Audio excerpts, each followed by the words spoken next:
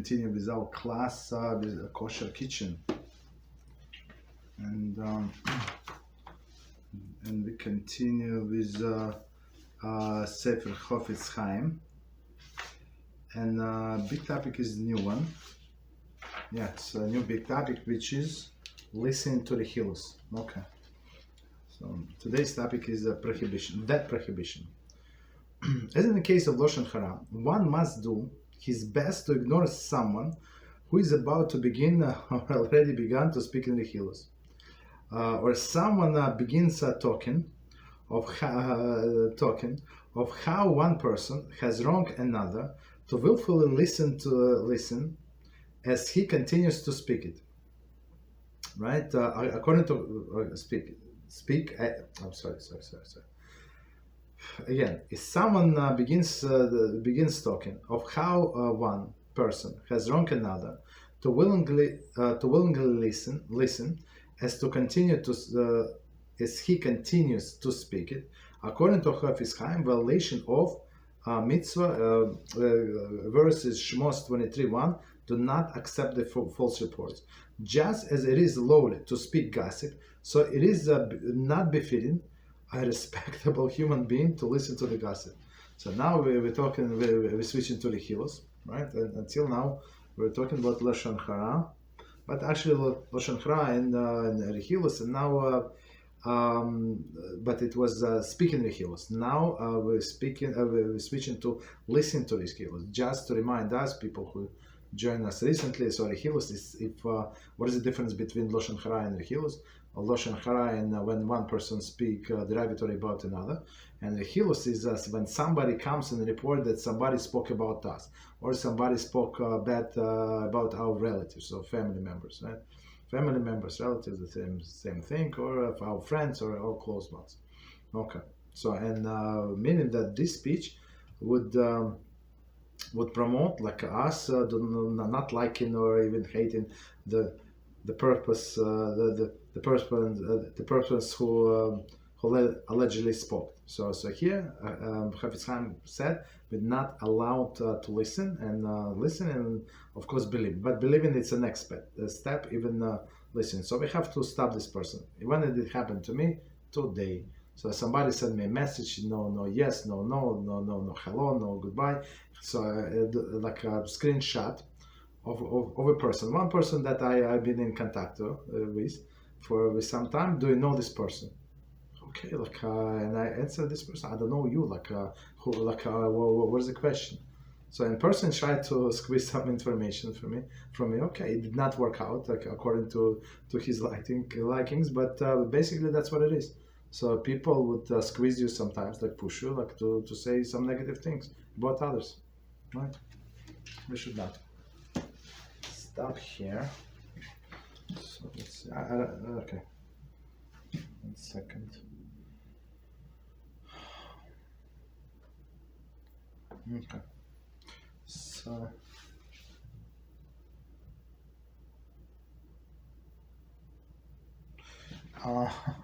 So this question is somewhat related, and it says, are we permitted to believe Lashon Hara that someone says about themselves? Very interesting. Some people can be a bit too self-deprecating to the point where you are not sure whether they might actually be bad company to do prune. Okay, to company do prune. Okay, and others openly repeat Lashon Hara that the other have said about them to complete strangers. But then don't bother discrediting disproving each report, leaving an unpleasant news open to interpretation. How do we know how do we move forward in a kosher fashion to prune? Okay, thank you. And that's how I read. Right. All right. In a kosher fashion, in such an awkward situation. Okay, so let's try to. So it's very related. Oh, it's somewhat, not very, somewhat related to what we said. But let's see from the beginning. Try to understand. Are we permitted to believe lashon hara that someone said about themselves? We're allowed to believe about lashon hara that somebody said about themselves. But the question is, okay, so what? 1 second. I think something is wrong. Okay, that's good. Sorry. Okay, so yeah, we're allowed to believe them. Okay, but we're not allowed to believe if they would involve somebody else. So he said, yeah, me, like I'm like this, and so is my brother. Okay, so about him you're allowed to believe. About his brother, you're not allowed to believe. Some people can be a bit too self-deprecating to the point where you are not sure they might actually be a bad company, right? To prune, right? A bad company to cut them off, basically. Yeah, to prune. So if a person speak about themselves negatively, and we have to understand the agenda. If they're mentally sick, so many times, unless you want to invest your life into this relationship, yeah, you can do that. But if you're not ready, so you have to stay away from that person, because I know people like that. I was trying to help many of them, and after some time, you just build up. They do push reset button, and they go exactly to the point where they came from. If you want to do it, so yes, but so continue. But if not, if a person is speaking bad about themselves constantly, so you have to understand if a person is trying to do teshuva, so you must help him. I must help him. But if they just they like to beat themselves and tell everybody they're a victim or something, that's just stay away from that. Right, so and others openly speak lashon hara that others have said about them to complete strangers. So that person, it's not proper for him to speak about himself negatively or herself. But once they spoke, we're allowed to believe. But we're not allowed to repeat this thing, right? To anybody, and and then not allowed to believe what other people say. To complete strangers, right? To complete strangers is 100% lashon hara. So what is not lashon hara? As we said before, it's of constructive purpose.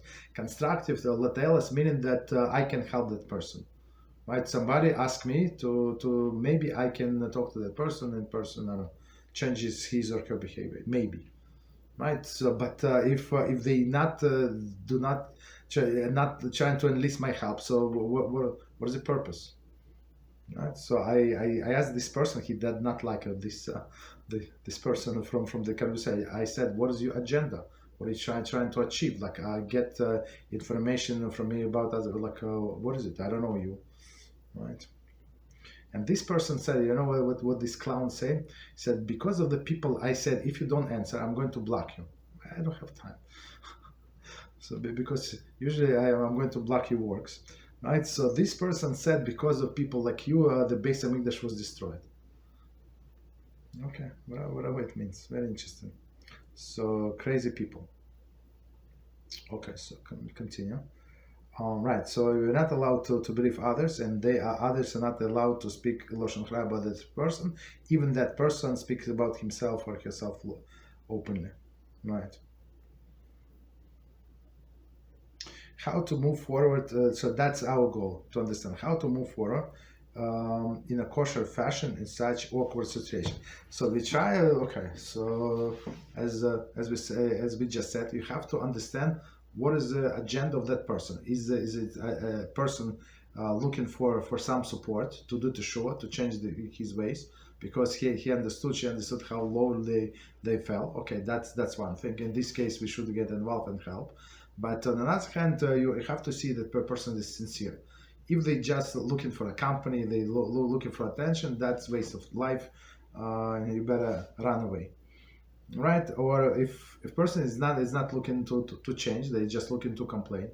So what is you just leave, and that's it. Okay, so that's the answer. Okay, so we continue with our class Kosher Kitchen. And last time we started new book. No, it's not new book.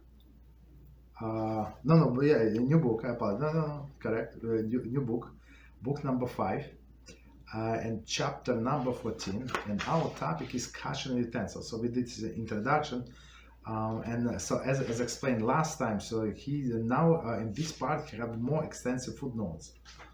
Okay, so we're going to see. So part number 1 is when utensils require kashering. Okay, so if somebody joined just recently, it's a perfect time, right? We just started new topic which is very, very practical. So you cannot live your life and not to make some utensil not kosher. I mean, things happened. It's not like somebody did purposely, but it happens. And plus, it's this knowledge is also very valuable when you talk to other people. You try to talk to other people. And for example, somebody close to me told me that they were trying to switch to kosher, and they knew that they learned in the book that some things they can kosher. They just need a bigger pot. So, and they thought that if you ask people around, Jewish people, because they did not know much, some people who from the synagogue or everybody from synagogue, if they have a big pot to kosher things, so at least this person said maybe I would have to choose between 17 pots. And guess what? Nobody in that place, this modern Orthodox or slash Chabad thing, never had a pot. Like the person asked the question, how is it possible that they went with his wife, they bought a pot and they lent this pot many times to other people. So a person, they ask like, how is it possible? No, nobody in the shul has a kashering. How is it possible? They never ever did anything. Never ever. How is it possible? Okay, very good thing. A very good question. That's why we need to know this thing. And sometimes, when you visiting somebody, like not visit, when you guest somewhere, you just start speaking from nowhere about kashering utensils. And guess what? So it's prevent all of this lashon hara. So now everybody is getting interested because many people think that they know something. Okay, so you start speaking. Okay, so part number 1, section number 1, when utensil require kashering, and subsection A, utensil used for hot foods. Okay, so as we said before, the taste can be transferred through the hot, through the liquid, etc. And it says, any utensil that absorb non-kosher taste, or any meat or dairy utensil that absorb taste from the other type require kashering before it may be used again. Okay, this is true even it was used only once for a hot non-kosher food, even only momentarily. Okay, and even if hot non-kosher liquid was only poured over the utensil, using the utensil without kashering may cause the non-kosher taste absorbed in a utensil to mix with the kosher food. Okay. We noted in chapter 2 that the taste is absorbed into utensil when utensil comes into contact with hot food, or when the utensil is submerged in. It contains is submerged or contains even the cold blend liquids for the period of 24 hours. Okay. As explained in chapter 2, hot is defined as yatzel as bo. Any cooler than yatzel as bo is considered cold. Okay. So let's do this paragraph. Of course, as we can see, there's a lot of information, and we see the footnotes and explain. So our goal to establish, to understand when we need to kosher utensils. Okay. So again, from the beginning, any utensils that absorb non-kosher taste, or meat and dairy or meat or dairy utensils that absorb taste from the other type. It requires kashering before it may be used. Okay, so we said that there is no any difference. There is no difference whatsoever between utensil is right between kosher utensil, which was used for non-kosher food, or it was meat utensil and the milk was introduced there, or it was dairy utensil and meat was introduced there, or it was used for a mixture meat and milk. Right, so in all of this situation you must kosher utensil, or another possibility that the utensil itself is not kosher, not kosher. For example, it is meat utensil and you want to convert it to dairy. Okay, so it's exactly in all of the situations that we just mentioned, it's exactly the same procedure. Okay, so I mean sometimes they would not list all of this situation, but so we know it's exactly the same procedure. This is true even if it was used only once for non-kosher food, for hot non-kosher food, right? So I mean, one time is enough, even for only momentarily, right? So I mean, it's only with the cold liquids. We said that if you soak something in this cold water, even for 24 hours, that it's absorbed. But here with the hot, momentarily on the contact. So commentary says, see.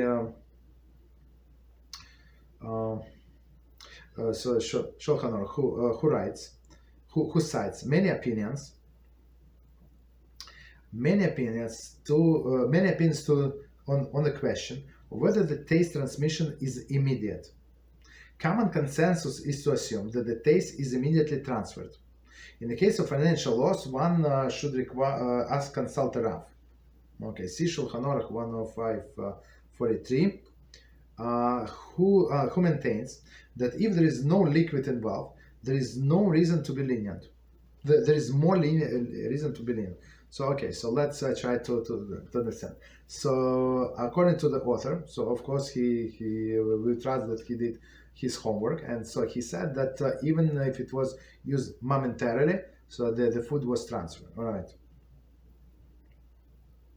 And Shulchan Aruch says if it was no liquid, so and it was like for very a short period of time, you can be lenient.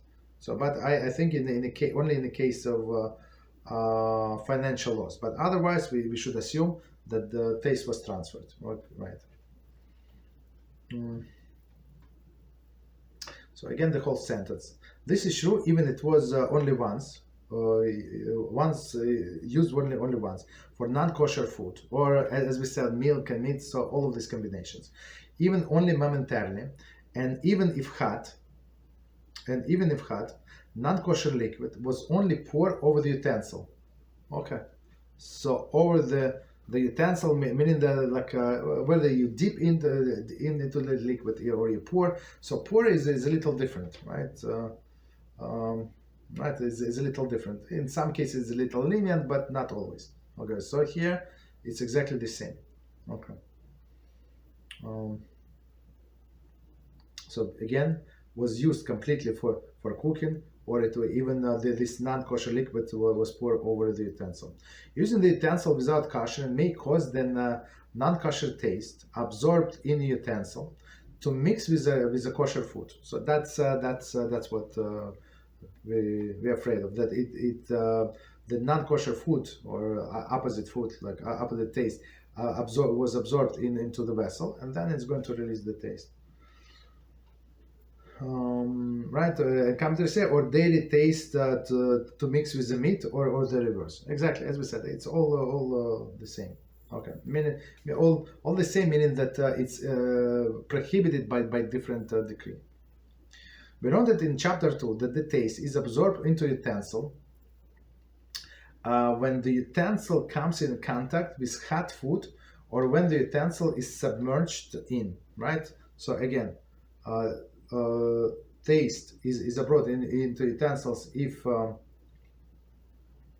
it contact in a hot food, meaning that you cooked something, or utensil was submerged. Submerged, what does it mean, submerged? So you had chicken soup and you decided to to use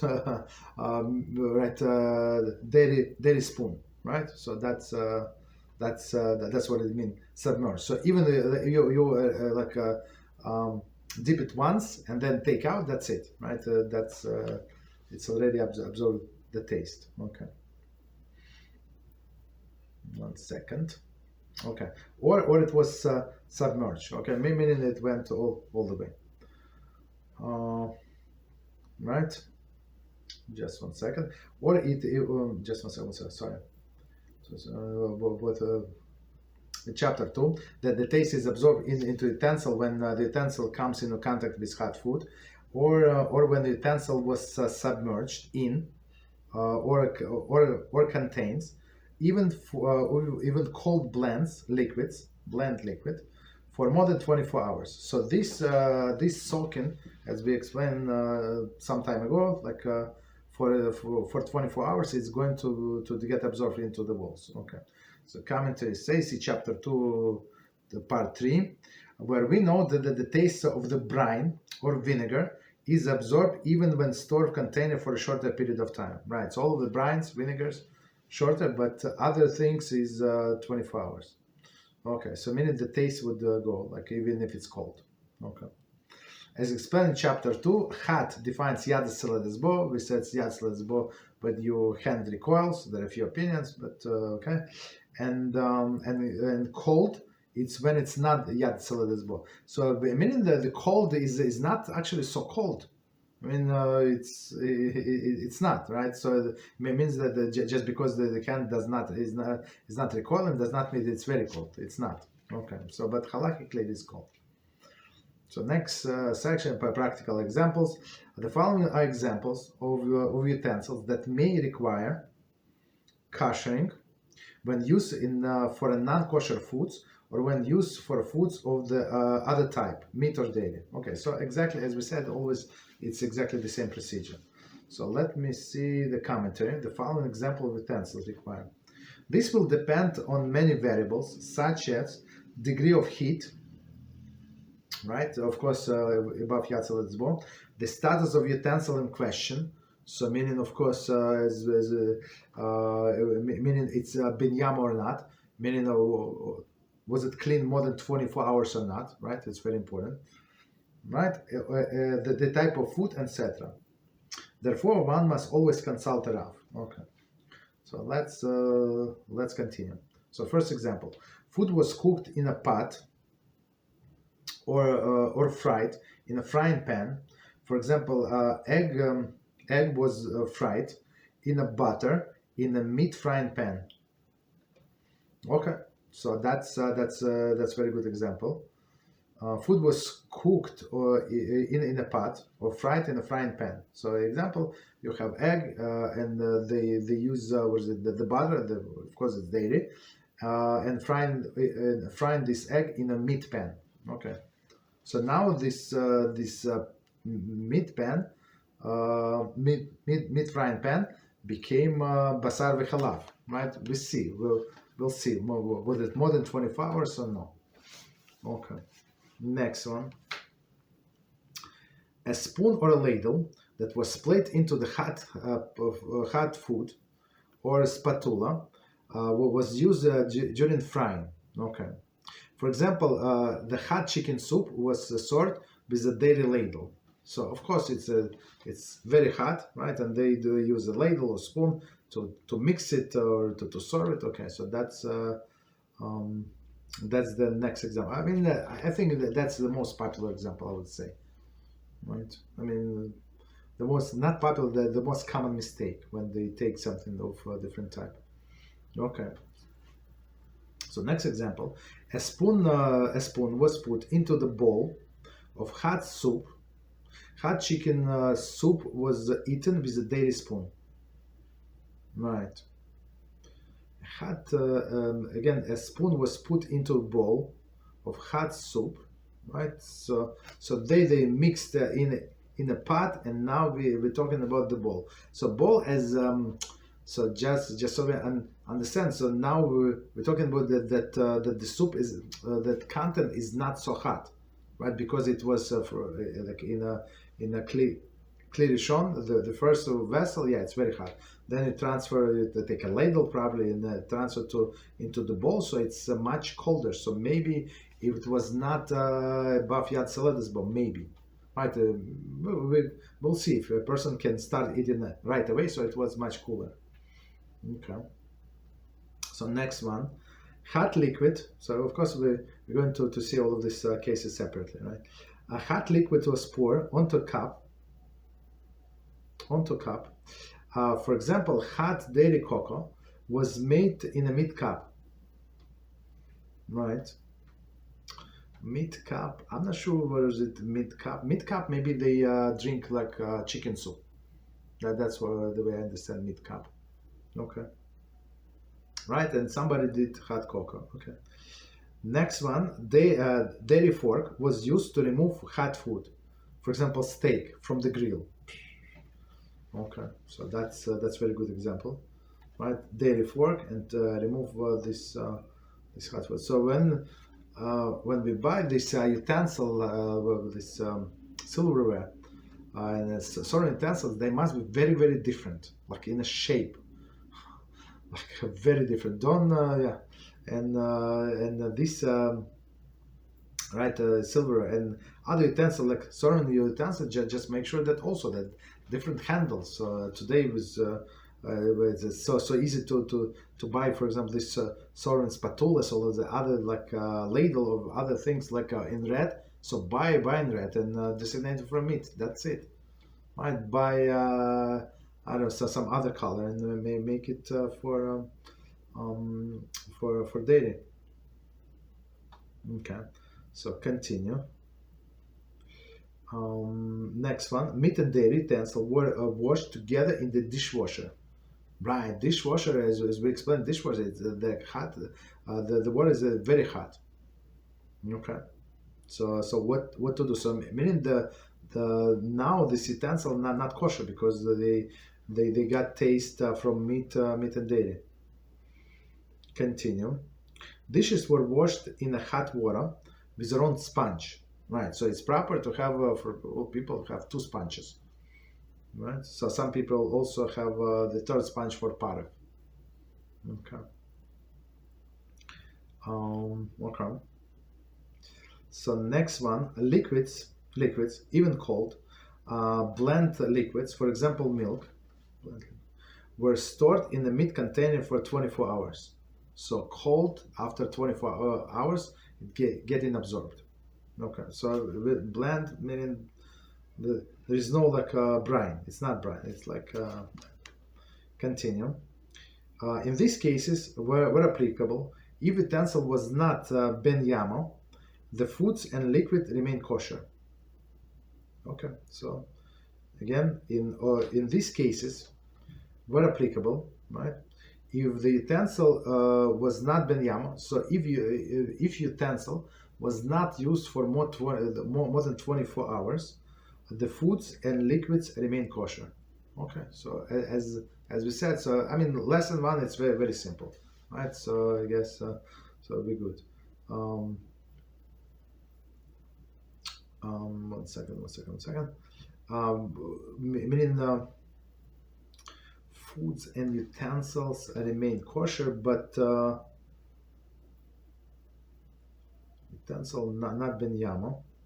So meaning this dairy spoon, with which we mixed our chicken soup, right? It is kosher, but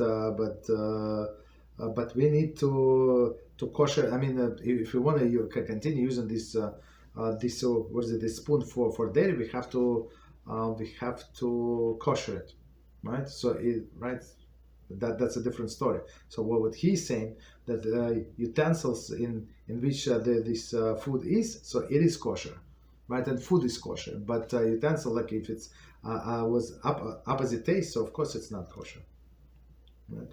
So we have to kosher. All right. So section B, and now topic is utensils used for cold foods. Okay, very good. Cold foods. So with cold, as we said, is better, unless it is soaked for 24 hours. Utensil used for cold non-kosher solid foods. Cold non-kosher salads. Okay. Or in which a non-kosher blend liquid were kept for less than 24 hours does not require kashering. Okay, so if you put something non-kosher, cold non-kosher thing in a plate, so you don't have to kasher it, right? Or these non-kosher liquids.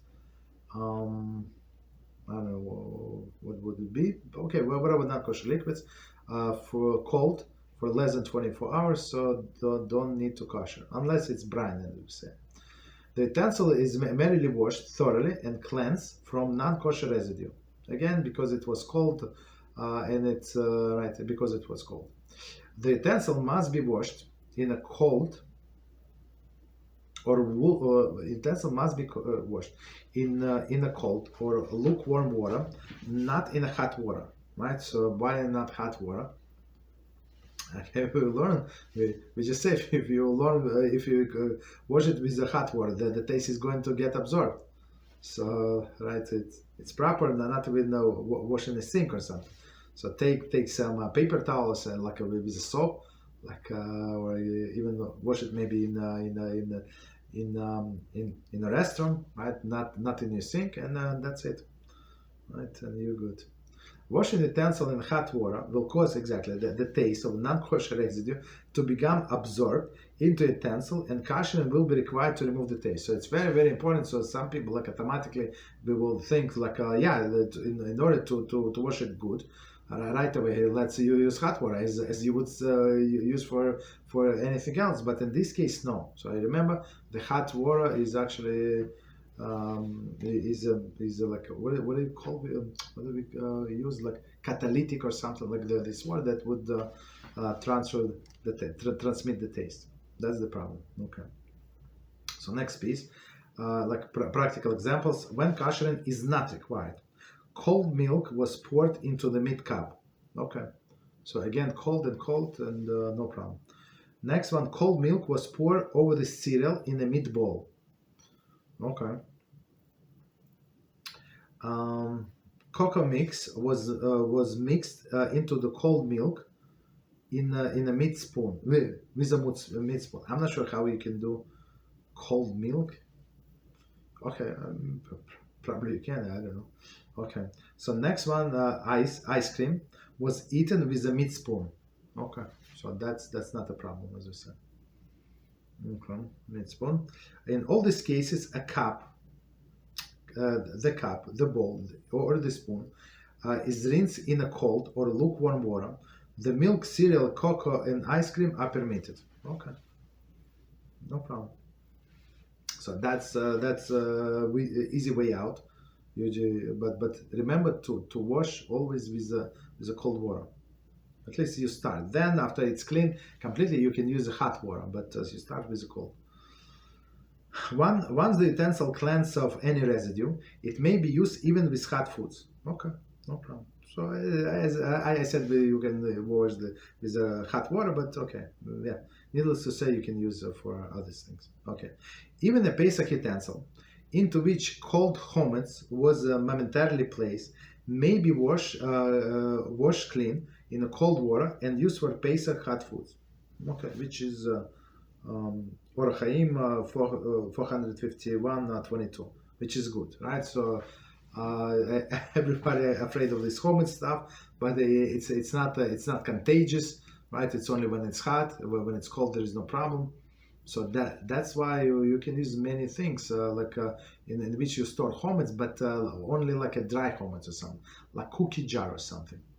Oh yeah, I mean I'm not sure how you use a cookie jar on Pesach, but technically that's we have to understand the point. No, nobody put like their hot cookie or something. It's always cold, right? So if you wash thoroughly with the cold water, right, and with the soap, there is no problem.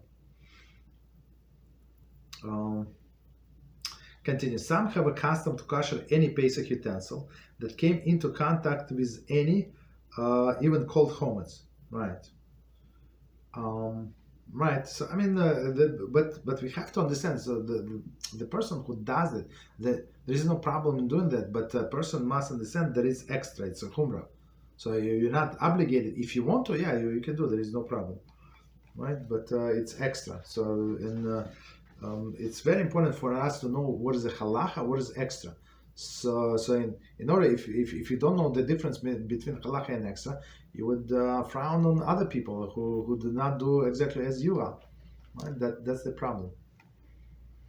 Next one, knife is an exemption to this rule, right? As we said before, we spent the whole chapter talking about knives, right? I'm not sure how many classes, but 3 or 4 or 5. Like it was a very long chapter, right? The knife is an exemption to this rule, as we understand, since it may absorb non-kosher taste, even when it's used to cut cold sharp foods, as we explained in chapter 8. Right, so these cold sharp foods, just to remind us, it was radish, it was like few examples, it was onions, it was garlic, other foods, sharp foods,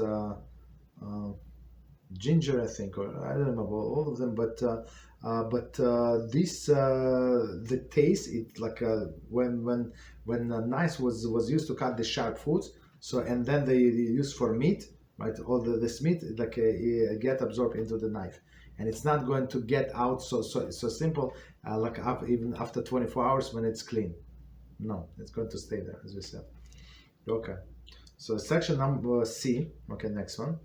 So which is right. So that's right. So from this chapter you see, like if you know halachas, so many things you spare yourself a lot of headaches.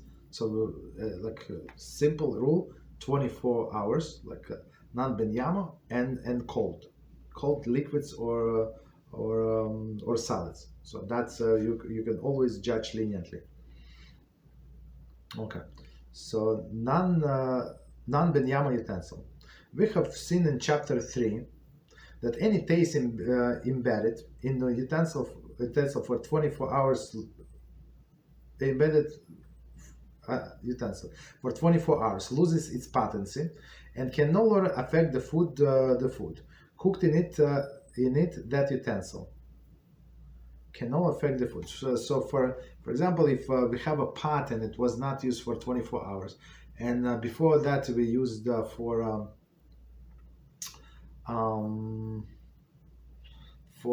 meat, for example, and then you cook spaghetti. And that after 24 hours, and you want to use this spaghetti with cheese, so there is no problem. You can use it. Right? Such utensils are called non-Ben-Yomo. It should be logically followed. It should logically follow that once 24 hours have elapsed, a non-kosher utensil may be used freely without kashering. Indeed, this is the Torah law. So I mean, some people who have logic that I've been asked this question before, right? Like technically, if we say after 24 hours, this taste became I think the word is stale. They use a stale. So I mean, it's no longer food, right? The taste spoils, especially when you washed it with a soap. Like it's not food. You cannot taste meat and from the walls, like or you cannot taste milk, right? Nothing, right? So technically, if as we said, meat, dairy, and treif, it's exactly the halakha is exactly the same. So people would ask, and I have been asked this question a few times. So why do we need to kosher like this non-kosher utensil? So if for example, if I'm not going to use for a month, forget about 24, for a month, can I use it like for kosher things, right? But Chazal said no, right? So it says, however, Chazal were concerned that one may not differentiate between use of utensil before 24 hours have passed and the use of one of after 24 hours. I mean, today maybe it sounds a little naive, like I don't know, the 24 hours pass. I give like 30 times 24 hours, a month, right? For sure after a month 24 hours pass, correct? Yes, correct, but still we don't apply this logic.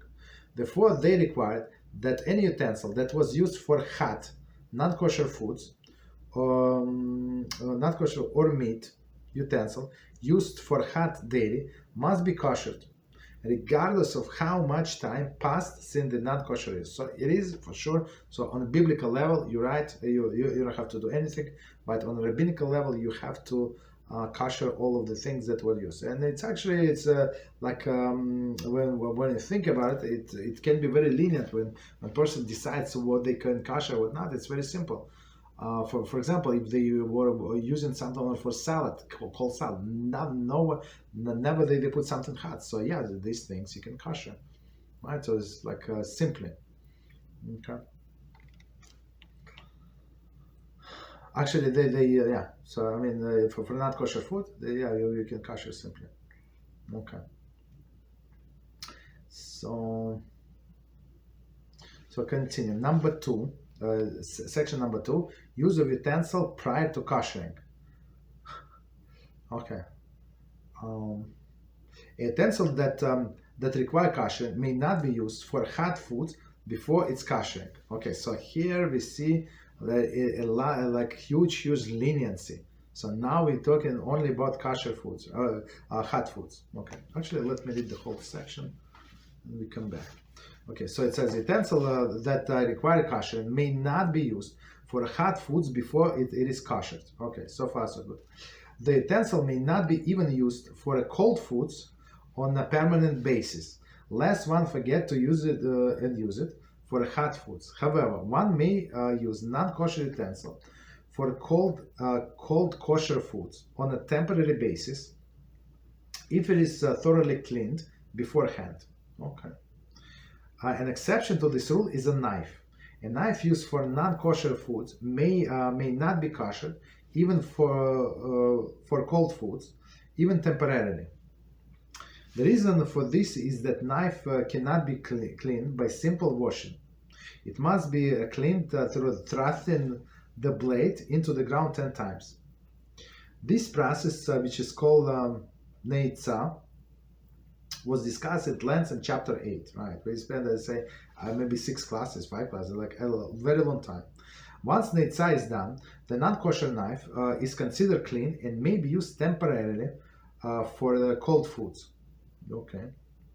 However, neitzah only cleans the surface of the knife. It cannot remove the taste absorbed in a knife from a non-kosher hot foods. A knife used to cut hot non-kosher foods or even cold sharp foods can be cleaned by but not koshered. Okay, by the neitzah. It can be koshered only if one of the kosher methods discussed in this chapter. Okay, so we did not get to kosher methods, but as already we see, like it's a lot of details, and when person start learning in details, especially this chapter, so you see it's not so bad. It's not so bad. So like if a person is trying to convert the kitchen to kosher from a non-kosher to kosher, so first thing you have to like maybe divide this all of your utensils into the groups which require koshering, which not require koshering, like and other things, right? And what kind of koshering is required, and some things cannot be koshered at all. Okay, so that's the thing. So let's do from the beginning, and we're going to explain. Utensils that require koshering may not be used for hot foods before the koshering, like in general, right? May not be used. Utensil that require koshering may not be used for hot foods before it's koshering. So we said even the 24 hours, like because it's not proper, because as he said, the person is going to forget. It's only a matter of time. The utensil may not be used even for cold foods on a permanent basis, right? On hot foods, we understand why, right? But on cold foods, we said when there is no transfer of taste, that let's say this utensil is not Ben-Yomo more than 24 hours, right? On permanent basis, let's one forget and use it for hot foods. Okay, so but if you set it aside, It's always like on a table. So for example, in my family, we need something, so my wife put it on a table in the beginning, so it's always going to be in front of everybody's eyes. So that's annoying a little. So but we make sure to take care of it as soon as possible, right? But if person try to be lenient, maybe I use it later, go to the mikveh or to Kosher later. That's not mikveh, Kosher later. It's can take forever, right? And sometimes people do forget. However, one may use the non-kosher utensil for a cold kosher foods on a temporary basis, if it is thoroughly cleaned beforehand. Okay, again, a person can use non-kosher utensil, right, with a cold kosher food on a temporary basis if it's thoroughly cleaned. Okay, so right, of course it was not Ben-Yomo. Okay, an exception to this rule is a knife. So knife, as we said, because we don't know what was cut with the knife, or maybe all most likely sharp foods were cut. And one example, just remember one example we gave, also herrings, the salty fishes, right? So salty fish for sure, it's considered to be sharp food, right?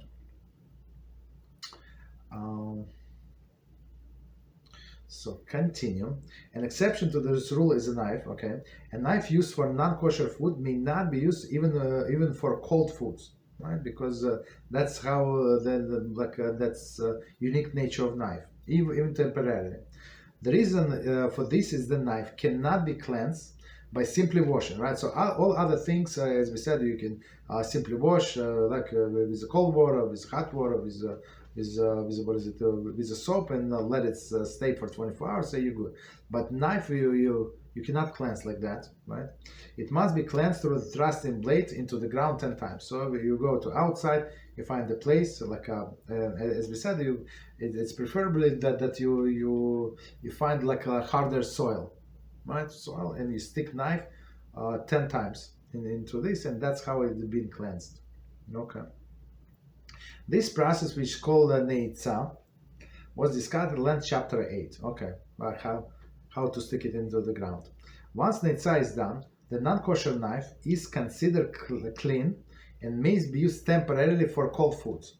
For cold foods, because as we said, it cleans only surface of the knife, not inside. Inside, the taste can be extracted when you use for hot foods. So what is hot foods? You try to cut chicken or something, or meat.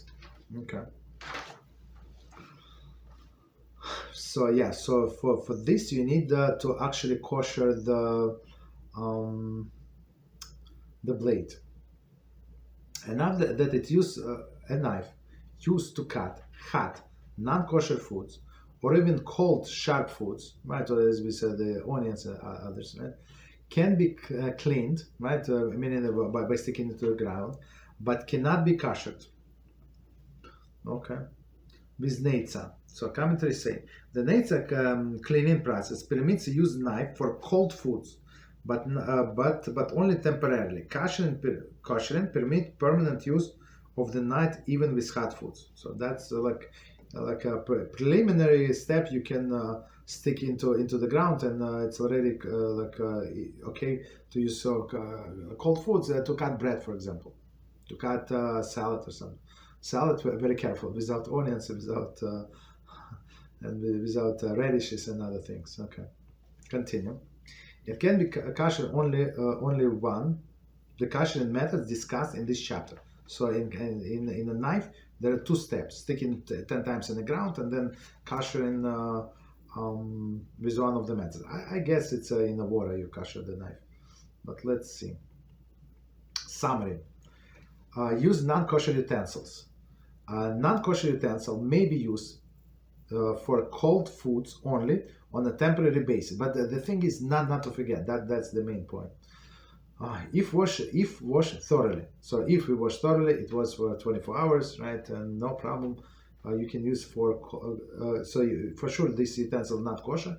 So for sure you can use for cold foods, for cold kosher foods.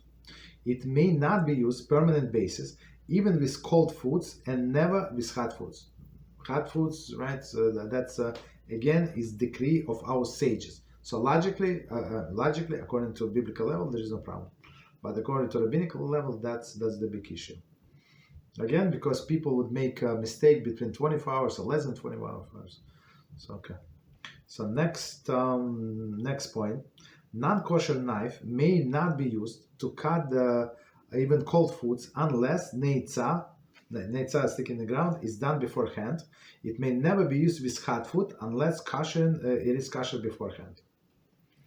And the last point, a kosher knife that was used to cut cold non-kosher foods, okay, or used to cut cold non-kosher food, or the meat knife used to cut cold dairy foods, or the reverse, may be koshered with a neitzah. Once the neitzah is done, it needs no further kashering. So let me read this third point. It's actually we learned about it, but and we're going to explain.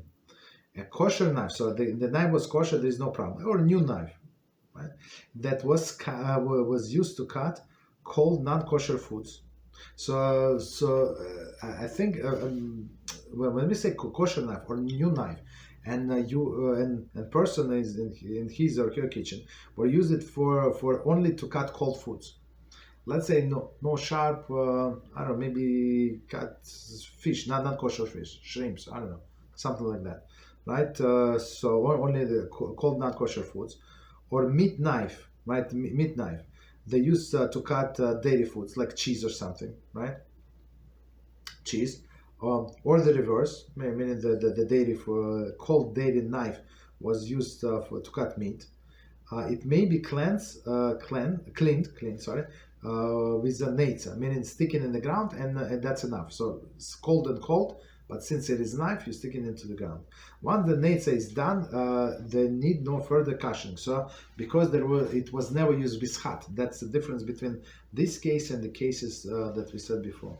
When it was used with hot, with a hot food, meaning that the taste was imbued, but if not, it was not. Right. So okay. So let me quickly see if we have any questions. Oh yeah, we have many questions. Okay. So I guess we can stop here. Get to the next section. Let me just move my bookmark.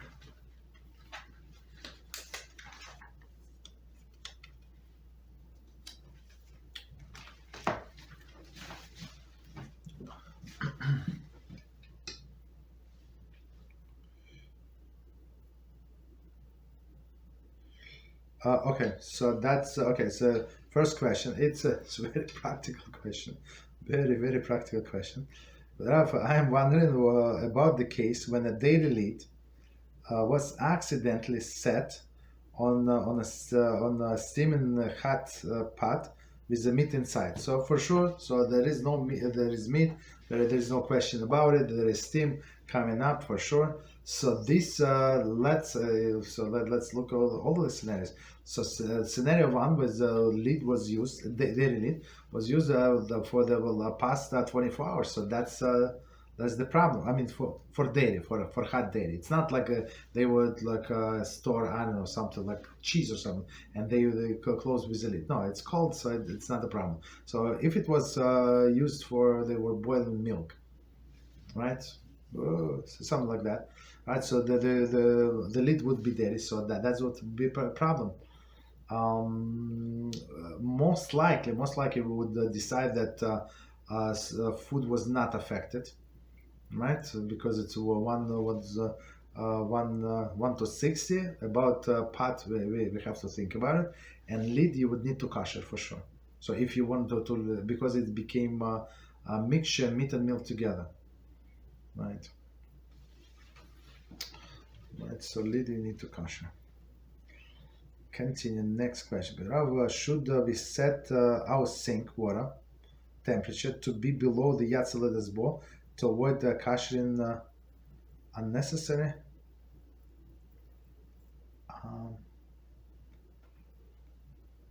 not exactly understand what it means. Should we set the sink water temperature to be below Yatzela Desbot or what Kasher unnecessary? I mean, the Kasher is needed only when the mixture of taste. Like for example, if somebody would wash meat and dairy in one sink, so that would be a problem, right? When they, for example, they put like on the bottom they have on the bottom of the sink they have meat utensils, the bowl from the soup and other things, right? And the person by accident they start washing the milk bowl or milk cup on top of it, so that would be the problem, right? And we would consider and say whether the water was above Yatzela Desbo or less than Yatzela Desbo. But here, if you have if you have one sink, for example, for meat and one for dairy, there is no problem whatsoever, right? You can use the hot water, right? Or as we said, there is other solutions. You have only one sink, you have no other choice, so don't put anything on the bottom of the sink ever. So that's another way, right? So in this case, this sink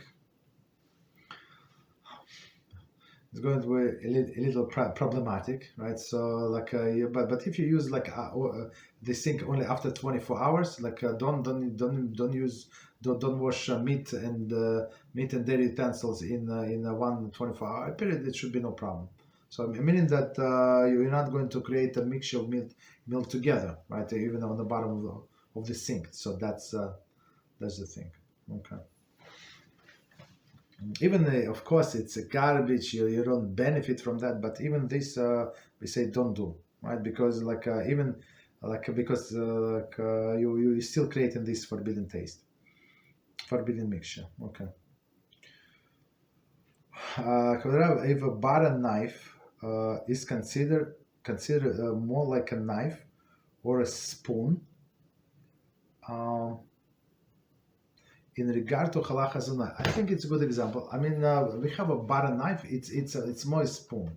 I mean, it is called butter knife. But if you think the edge is not it's not sharp. Like if you put it in your finger, like it's a dull like a spoon. Right. I mean, with a spoon you can also cut things. If you with a fork, if you force it, like if you press it, you will cut. So this what is it?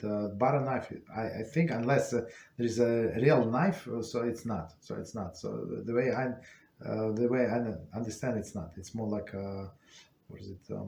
More like a spoon. Just 1 second. Jumping. Sorry. So the next question, Rav, do the law of cutting cold, sharp foods apply to soft stuff like lemon, jello, or garlic butter? Lemon, I think lemon jello. I don't. It's not a problem. Lemon maybe. I think don't exactly remember. I mean, we can check the list maybe one day, but lemon it could be part of the sharp foods, yes. Right. Garlic butter, no. Garlic, yes. I mean, in this garlic butter, like it's not real garlic that you cut. So that's the thing. So when you cut the real garlic, that's one like the sharp taste, getting absorbed in intense. And sometimes when you handle this garlic and you even if you wash your hands with soap and then you smell it, they still smell with garlic. You have a good soap. You wash it even twice. So but the taste is so strong. But if you touch this with your hands, this garlic butter, they're not going to smell. Okay. So, all right. So I mean, let's do another topic and we'll do a little break. So we continue today with Hilchos Yichud, and last time we started a new section F, and our topic was application of the concept of Leshus Harabim. Okay, so meaning this public domain. The next scenario is F2. So 1 second before I start, let's see. Where F3 ends. Okay, we do total. And it says facing neighbor's window, right? Neighbor's window facing each other, even backyard windows, are considered Pesach Pesuach during the day and early evening hours. Meaning if your shades are open, right? So meaning the technically the neighbors can see through, right? What's going on, and permit Yichud in exposed area of the room of the house. Meaning if you right in front of this window, okay. The constant possibility that one can be seen by the outsiders, even neighbors, eliminates any sense of privacy in a room. So especially like even in early evening when you put all of the lights on, right? All of the lights on and your shades are open. So for sure you're like in an aquarium. Everybody can see you. Okay. Examples, right? Examples. And it says a woman. There is unmarried, for example, unmarried, or whose husband is out of town, right, may allow the family familiar repairment, right, or bearing proper ID, or the one bearing proper ID, into the house or apartment if she can remain near the window and thereby be visible from the neighbor's window. Okay. So he's doing something in the kitchen and she's there, so make sure that things do not disappear after he left. So no problem. She's by the window, no problem. Okay. Next one.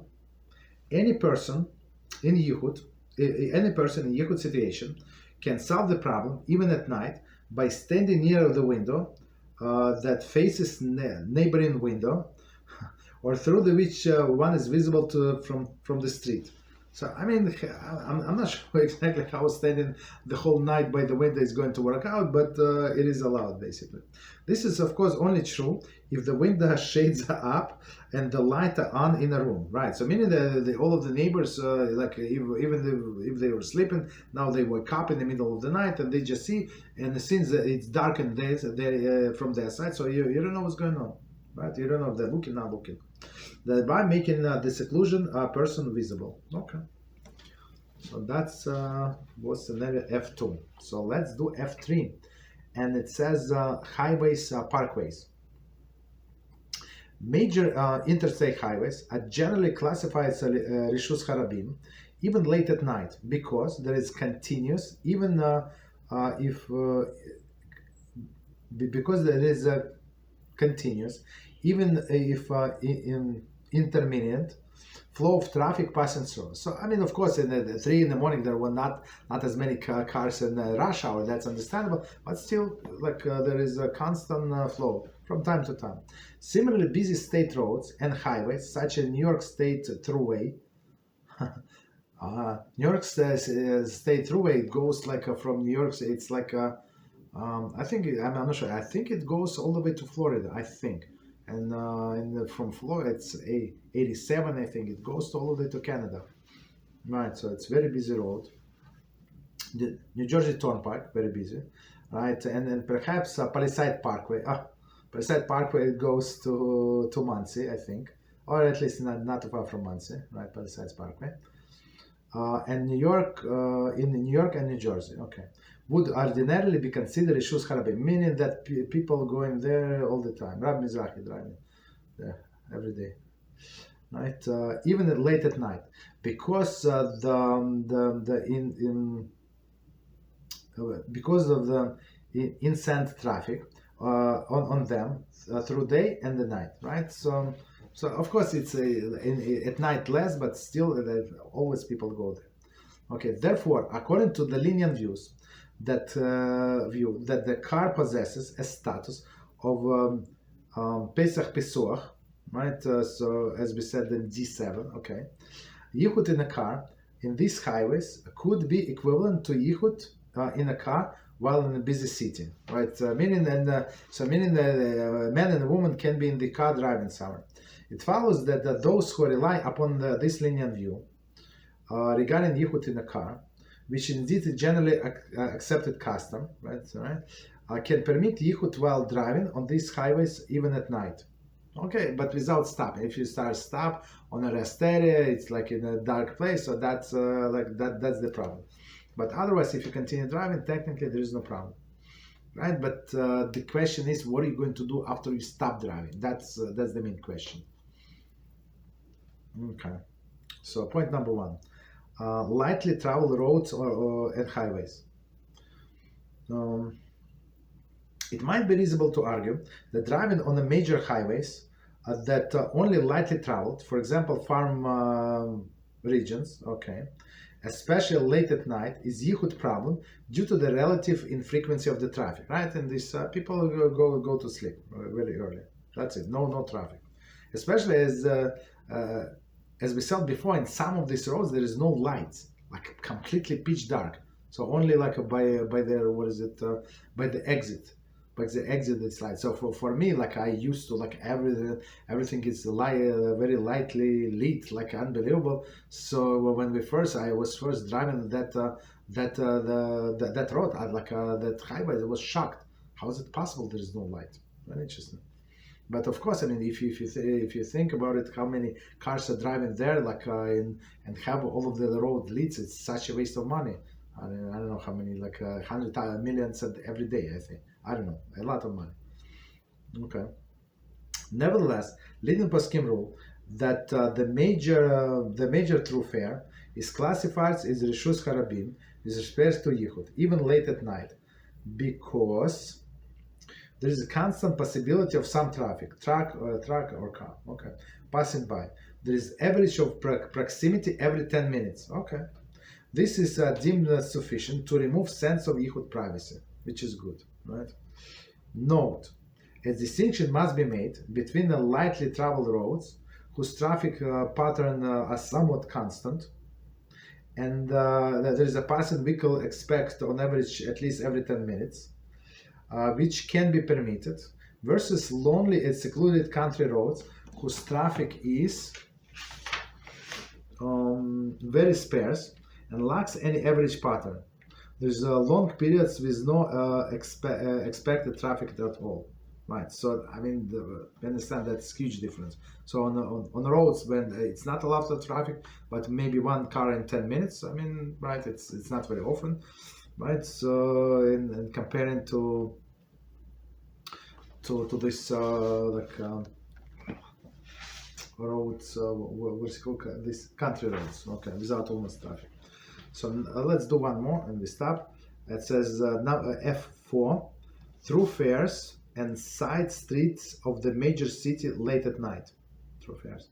Many poskim regard the thoroughfares, including most side streets, in the major city, like for example New York City, Rishus Harabim, right? Even very late at night, right?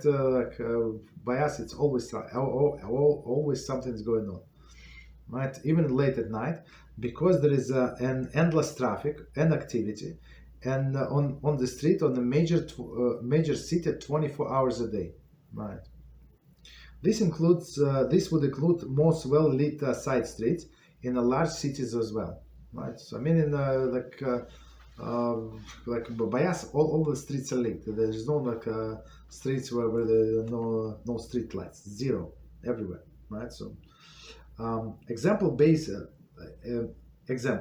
upon this ruling, Yichud in a car or even in unlocked home, apartment, etc., that is situated in a major city, for example New York City, can be permitted even late at night in present circumstances. However, it is advisable to leave interior lights on to allow visibility to the outsiders.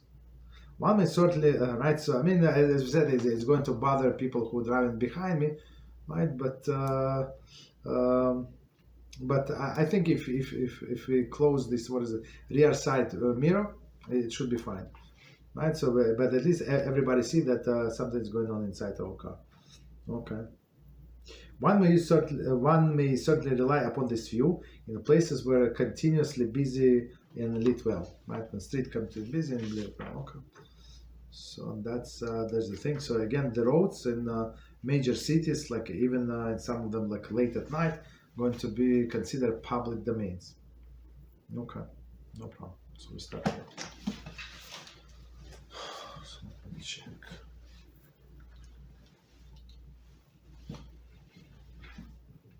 Okay, so question on a topic.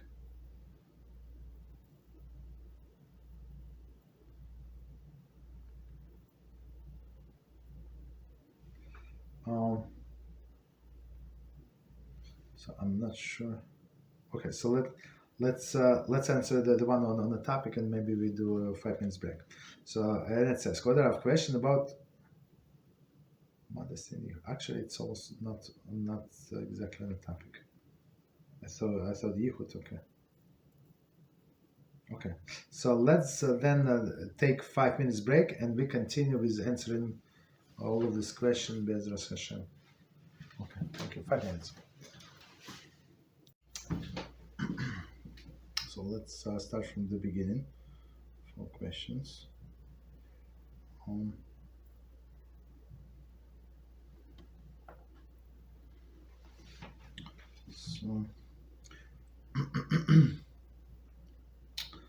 So yeah, Baruch Hashem. So we finished that book, and we start another one. So thank you very, very much. So next question is, was it?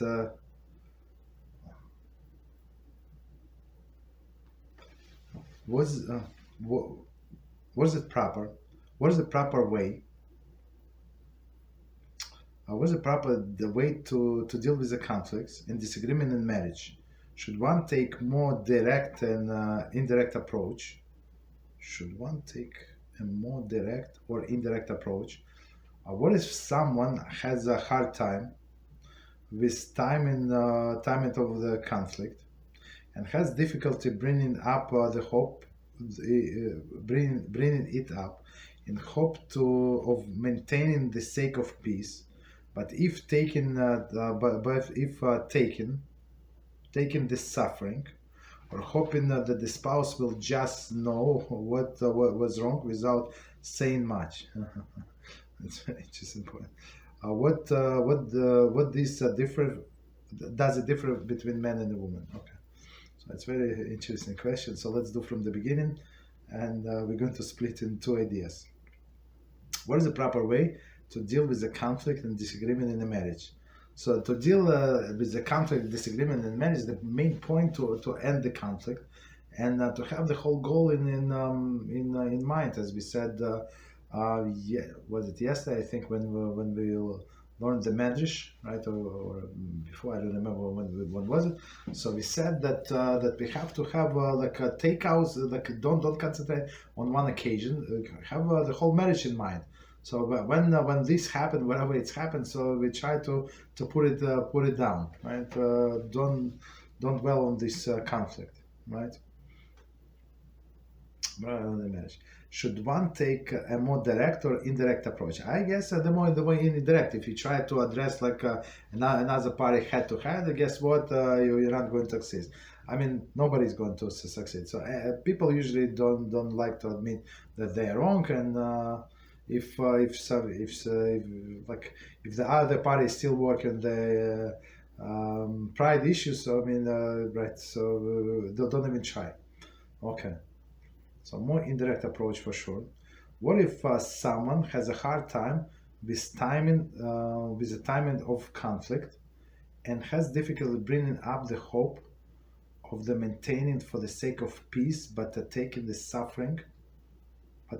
suffering and hoping that the spouse is just know that it's wrong without saying much. Most people would not figure out that something was wrong without saying much. So you have to tell them, but in a very indirect, gentle way, right? Maybe not right away, right? Because many people don't get it. Many people, and they think that just because we were quiet, that's absolutely fine. It's not absolutely fine. So just let them know, but very, very indirectly. So, and again, our goal is to maintain peace, not to start a war. Who is right and who is wrong? That's the thing. Does it differ for a man or for a woman? I don't think it is any difference, because I mean the peace must be we try to achieve peace from both sides, not from one side. So, and if you can give in, and especially if it's not so important, many fights in the family is I mean, that comes to me like about the stupid things that do not deserve really one extra second attention, but people tend to fight over them like it's last battle of the like. I hope sometimes I say sometimes most of it, like I want to say I hope that you I wish that you would try to fight your Yitzhak is like. As so fiercely like you fight your spouse, like for what, right? Because people want to be right, to be right, and we had this. I'm not sure if we released it now. This clip about Shalom Bayis. So I have two clips, and the Torah is making. So one of them is about this. All right. So basically, we're trying to put down, and if you know, if somebody knows that a spouse is very stubborn. Person knows that she, for example, the guy, right?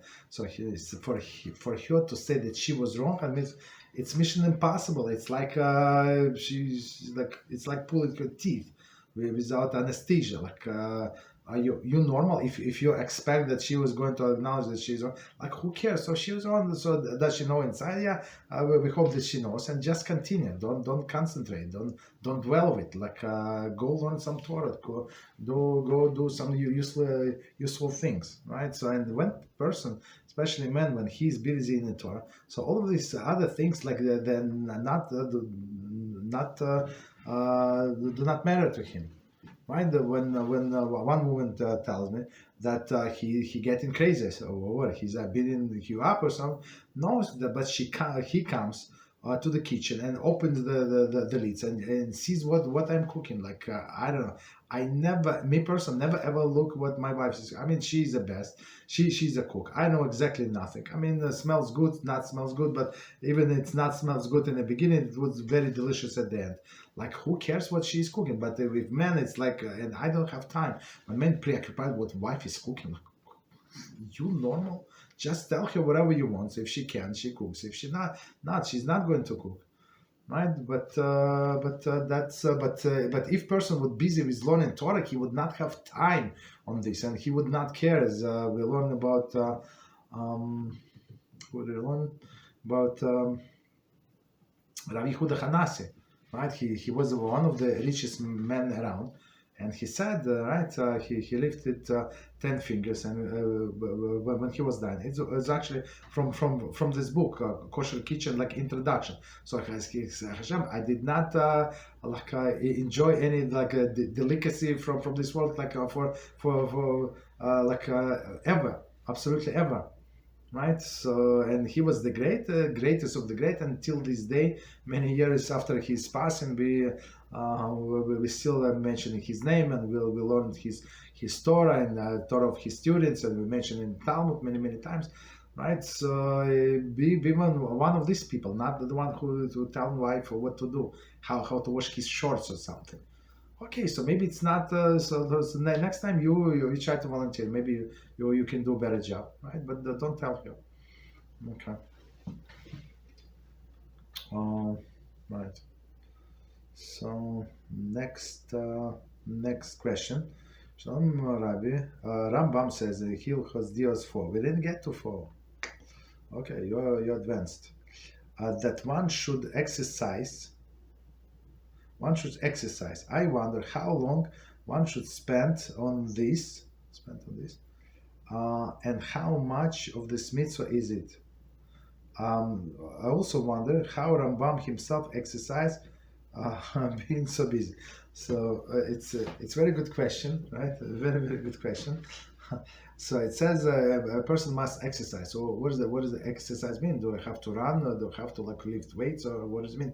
Exercise? Go to karate class or something, right? So our sages say that a person have to exercise, meaning that just walk. So walk is the best exercise, and Rambam said that for the digestive system, if somebody cannot go to the restroom, that's he gives steps what to do, and one of them was walking.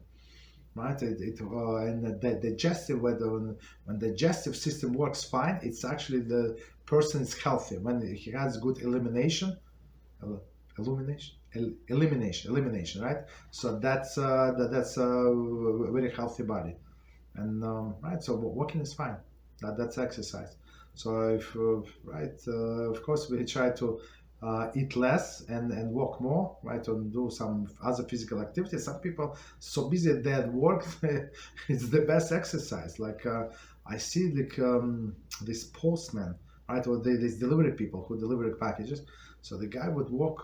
So we live on the second floor. So the guy would walk two set of stairs. Now, not only to us, to everybody, to all of the second floor. He would deliver the packages, and sometimes they are heavy. Sometimes they're very heavy. Right? People buy, I don't know, whatever they buy. Once I ordered a cement. It was 50 pounds bags in the boxes. It was free delivery. How can you go wrong with the cement? So the guy was he like brought up all of the like 10 boxes, 15 boxes. Understand? So it's a good exercise. So somebody like always walking or like do something in the office that even walking. So that's exercise, right? So that's good enough. But if a person feels that they need more, they can do like a treadmill or something. Listen to the Torah class. There is no problem.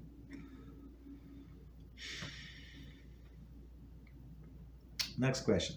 We learn from Rav Yaron Ruven Shlita that Moshe Rabbeinu, Alav Shalom, became mad at soldiers for keeping women alive, as they should have known the Yetzer Hara would try to trick them to make. I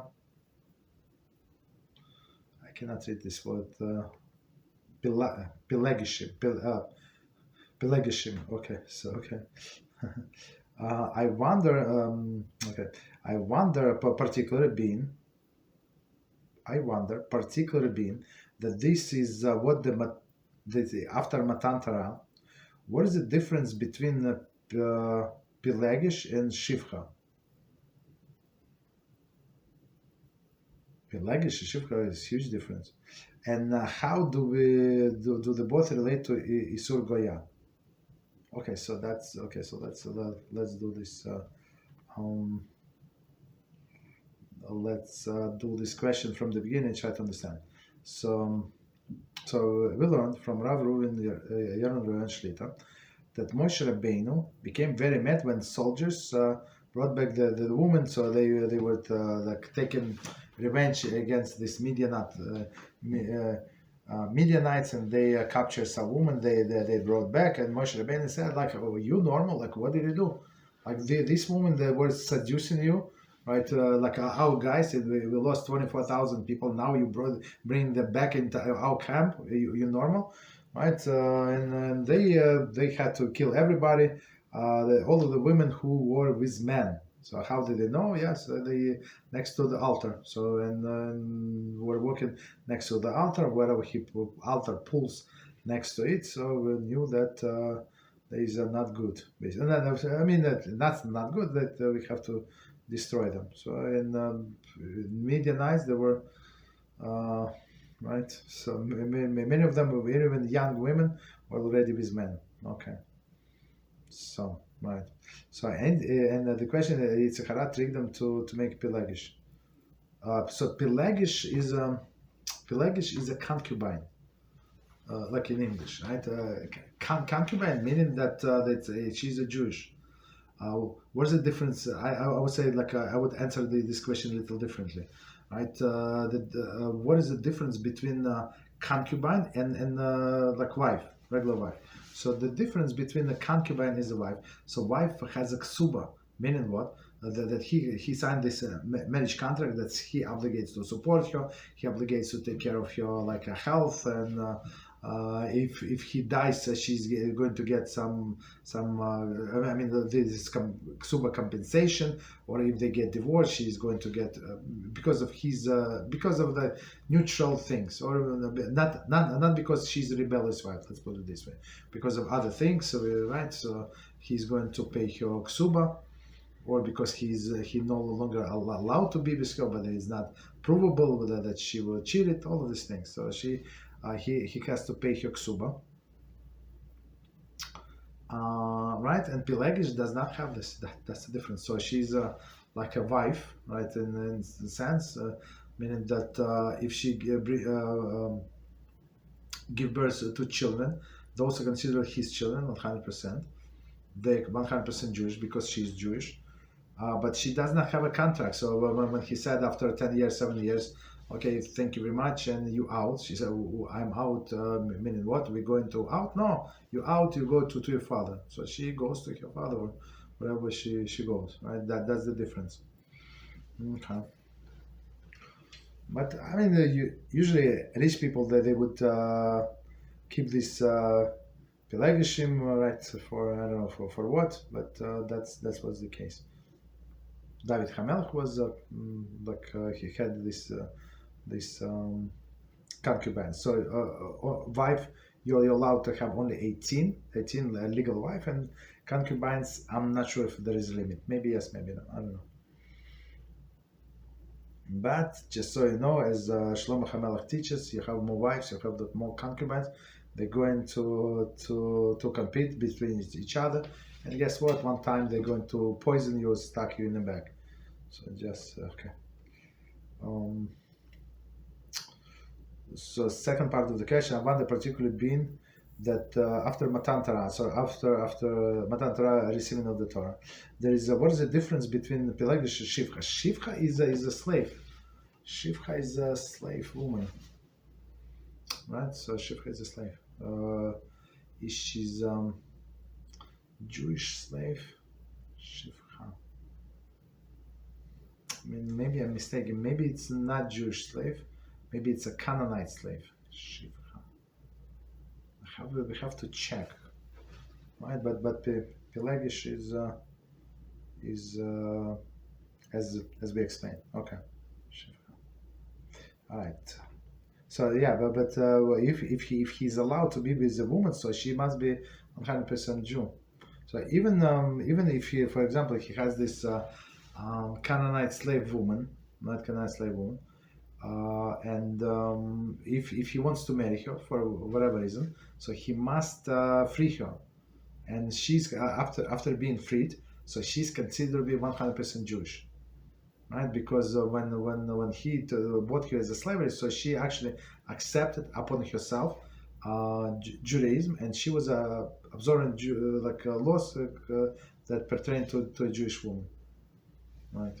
So now after she's completely freed, why I say completely, it could be two partners. So sometimes people buy things in partnership. So if the two partners, one can free her, one still keep her as a slave. Of course, there is a special laws. We try to pressure the guy who has second part of of her enslaved, because she cannot marry. She's in a very difficult situation.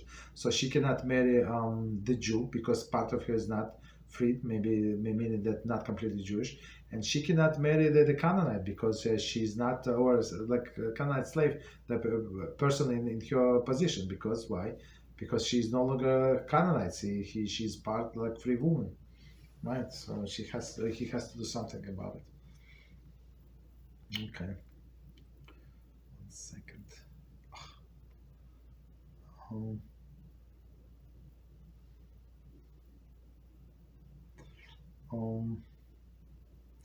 So okay, so next one, we learned from Rabbi Reuven Shlita that lamed Yud, takes the seed. Lamed Yud takes the seed that was left over from kosher relations, unless the couple prepare themselves properly spiritually. Okay. I wonder if saying the Tehillim before is sufficient, and also if there would be any punishment in the next world for not preparing if he said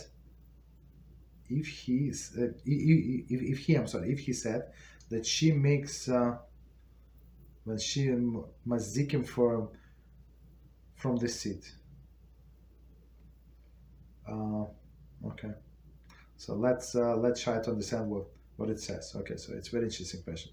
So we also learned from Rabbi Yaron Reuven Shlita that Lamed Yud. So it's like this Lamed Yud is we're talking about the wife of Satan, right? I think that's what the person is referring to. Takes the seed that was left over from kosher relations, unless the couple prepare themselves properly spiritually. I wonder if it's if saying Tehillim before is sufficient, and also if there is any punishment for in the next world for not preparing. For he said that she makes mazikin from the seed. I mean, we have to listen exactly what was said there, but I think about preparation. You have to see, like you have to better watch this Jewish intimacy series from I think from 1 to 6. So that's when preparatory state discussed. So it's much harder than for me to just go over what was said there, because there were like a different sources, very different in information. So but in the summary, I'm going to just like in 2 minutes. So if you want a holy kid, right, a holy child, or even to bring holy neshama in this world. So as Ramban Nachmanides, right? So Zatzal said, so even if you have relations and for son, whatever reason you cannot produce a kid, you're not at this age group, or because of the health issue, that doesn't matter why, right? But still you can with being with the wife in a proper manner, in proper time, with a proper mindset. A person creates, I mean, not that person, couple create a holy soul that is going to be like introduced into like a ger or somebody, right? Or if not for into a child, right? So it's very very important. Yeah, we can do that. Of course, it's not only reading Tehillim, but reading Tehillim it's one of the things that we do. And when people do it without like animals, right? Without preparation, without much thought. Like a female dog met a male dog like on the street, and while the people are talking like they're already mating, right? So if like that, so as Rabbi Reuven Shlita said, don't be surprised if you have a cub or something, like if you have a puppy, right, or a cat, right, a kitten, and instead of a child, yeah, so that's what you wanted, that's what you get. Why? Because of the behavior. And later on the person say that, yeah, I want a different child, I want to educate him, or I want him to be holy. Yeah, it's very good, well, what you said, but it's too late. So some things we cannot change. I mean, like partially, but it would be very very hard, right? So we start with holiness. So and the Jewish people different from all other people, that the HaShem says you have to be holy, and Rambam said holy meaning in intimate relations, right? But it's summary details in there, explained in the 7 hours or 8 hours or 9 hours, I don't know, like so it's much more extensive, of course. If person is going to, I'm not sure about what does it mean, like what exactly, like seed left. I mean, if seed went into proper place, and then when it came out, there is no, it's not the seed that was wasted. There is no mazikin that is created from that seed. So I'm not sure, like if seed did not go to right place. So we need to see exactly the wording, how that was used. So continue. How honest should a person be during the shidduch process? Okay, that's a good question. Are there things that should remain hidden at first and be disclosed progressively as the process of moves forward? Toda. It's a very good question. So on one hand, it says that one of the mitzvahs that we have, I mean, right? It says stay away from lies. So meaning that we have to separate from lies as far as possible. From another hand, it says that even HaShem, he modify Sarah's message to Abraham in order to preserve the peace. So what is it? Okay, that's the question. So again, how honest one the person should be during the shidduch process? are these things that should remain hidden at first and disclosed progressively as the process moves forward? Right, and it's very good question. Some things, so just so we know, can scare a person like right away, so that they would not even consider like even meeting, like even say hello, because there's some I don't know what it's called, like prejudgment, right? That we have in society. So for example, I give you one example. So if you say that your parents are divorced in your resume, that's very bad, right? And you shidduch resume. So people look at it, it's not good. Maybe they came from broken family. Maybe the family is going to be like that. So for from people, it's a big problem. Not for everybody, of course. People get married, but just so you know, many people they stay married because not because they love each other, not because they respect each other. I mean spouses, but because they wish only good for their children. And it happened like when they marry all the children, they get divorced because it was unfortunately it's very sad. I mean it's a very noble intention that they have to like to give the to give a chance to get married to their children, right? But after they get married, like get all the children married, they get divorced. Why? Because that was the only reason they stay married, right? Okay, I mean that's happened many times, unfortunately, right? So if you start like if she's not asking you, so maybe it's not it does not affect, for example, personality, right? Right. So it's not necessary to disclose it, right? And unless she's asking, unless it's part of the resume and stuff like that. So usually it's not necessary. Or some other things. Um, Women are for, I don't know, like they're looking for some things that is not very smart. Like it's absolutely irrelevant. Some like and same with guys. So she said she has to be this size and not this size, this height and that height. Especially when he's not very tall himself, so he has this limitation, this limitation. She cannot be overweight, over this, over that, only under this, under that. So all of these crazy things. So I mean, of course, these things you know when you meet the person, or even by the picture. But some things like even you don't have to volunteer. So if they ask you, so you tell them. And I guess some like maybe even. Family like a disease or something, right? So, hello, my name is Steve. My grandmother had diabetes. Like you normal, so don't say it. So like she said, oh diabetes. Oh, I'm afraid my daughter is going to get diabetes. Who told you that you're going to have a daughter? But she has already start calculating. So don't say it. So right, because is it possible? Yes, it's possible that it's going to come through generations. But maybe yes, maybe no. Right. So right, if she asks later, you can volunteer. You can answer the question. Right.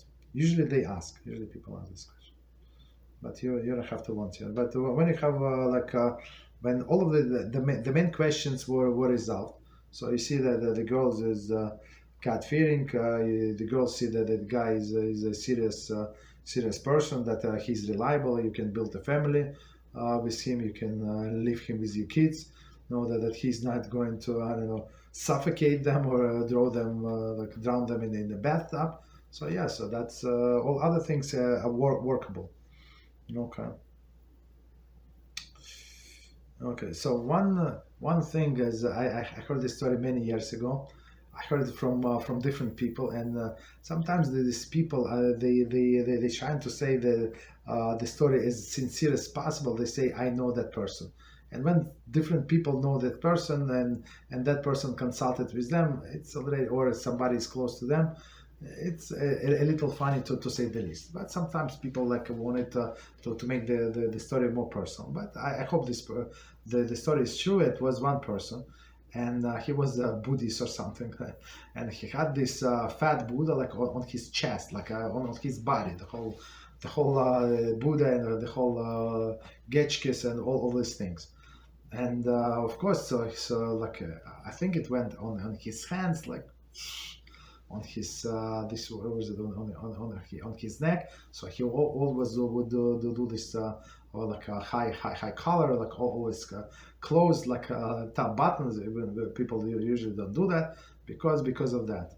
I think so. So he was self conscious about it, and he went to a few shidduchim, and a nice girl, she likes him, and as soon as as he would say, I have this tattoo, if you don't mind. So she would like faint right there, and everybody like running away. And then he could not wait like till the second date. So he would say right away, I'm Steve, I'm this, I'm that, I'm learning Torah, I'm Balchuva, I will no longer have any connection to my past. I'm holy, I'm trying to be holy, stuff like that. And but I have this Buddha. So she would say no. So this rabbi, I'm not sure which one, because three of them were telling the same story, like almost identical, but the main point is the same about this person. And the guy said, don't tell her right away. Wait until third or fourth date and see what happens. And he met this girl from what is it, Belts? Maybe Belts. They in Kyiv, I think. Maybe Belts. Maybe Belts. So Hasidah, and I think she was also Balchu. I'm not sure. Maybe yes, maybe no.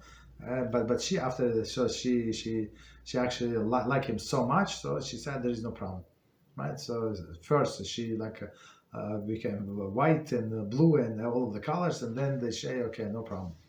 So don't, right. So but so if as again, if you volunteer about this Buddha on all of your chest right away, maybe it's not for sure not a good idea. But is it deficiency in a person? It is not deficiency in a person. Can this thing bother a wife? Of course it can bother a wife, right? So there is a solution to all of these issues. It's not the biggest issue in the world. Okay. So next question. We have a general question: are we allowed to answer amen? We are spiritually impure before washing hands. That's a good question. Are we allowed to? I think you're allowed to. I'm not 100% sure. It's a very good question. Are you allowed, I'm going to repeat the question. Are you allowed to answer amen when spiritually impure before the washing of the hands? Before the washing of the hands, for example, a person just went out of the restaurant. Are you allowed to answer amen to somebody's blessing? I think so. I think yes. But it's not 100%. Okay, so next question. Shalom Aleichem Kodarav. Question in this week, Parashat Matos, 30 verse 14. It says, any vow and any oath prohibition to cause person affliction, her husband may let it stand, and her husband may revoke. Okay. All right. So certainly HaShem could have listed any numbers of hypothetical vows. Certainly HaShem could have listed any number of hypothetical vows or oaths for the husband to permit and prohibit. But he highlighted the specific area of self-affliction. Is it right to assume that maybe HaShem hinting that every good husband should take extra care to pay attention to his wife's oaths and vows in these specific areas, and not be passive when there is a need to nullify them if he finds they are too fanatic. Okay, for example, it could possibly bring her to harm. Thank you, Kudrav. So let's do this question from the beginning, and we're going to explain. So again, it's from this week parasha. It says any vow or the oath prohibited to prohibition to cause person affliction, her husband may let stand that he may revoke it.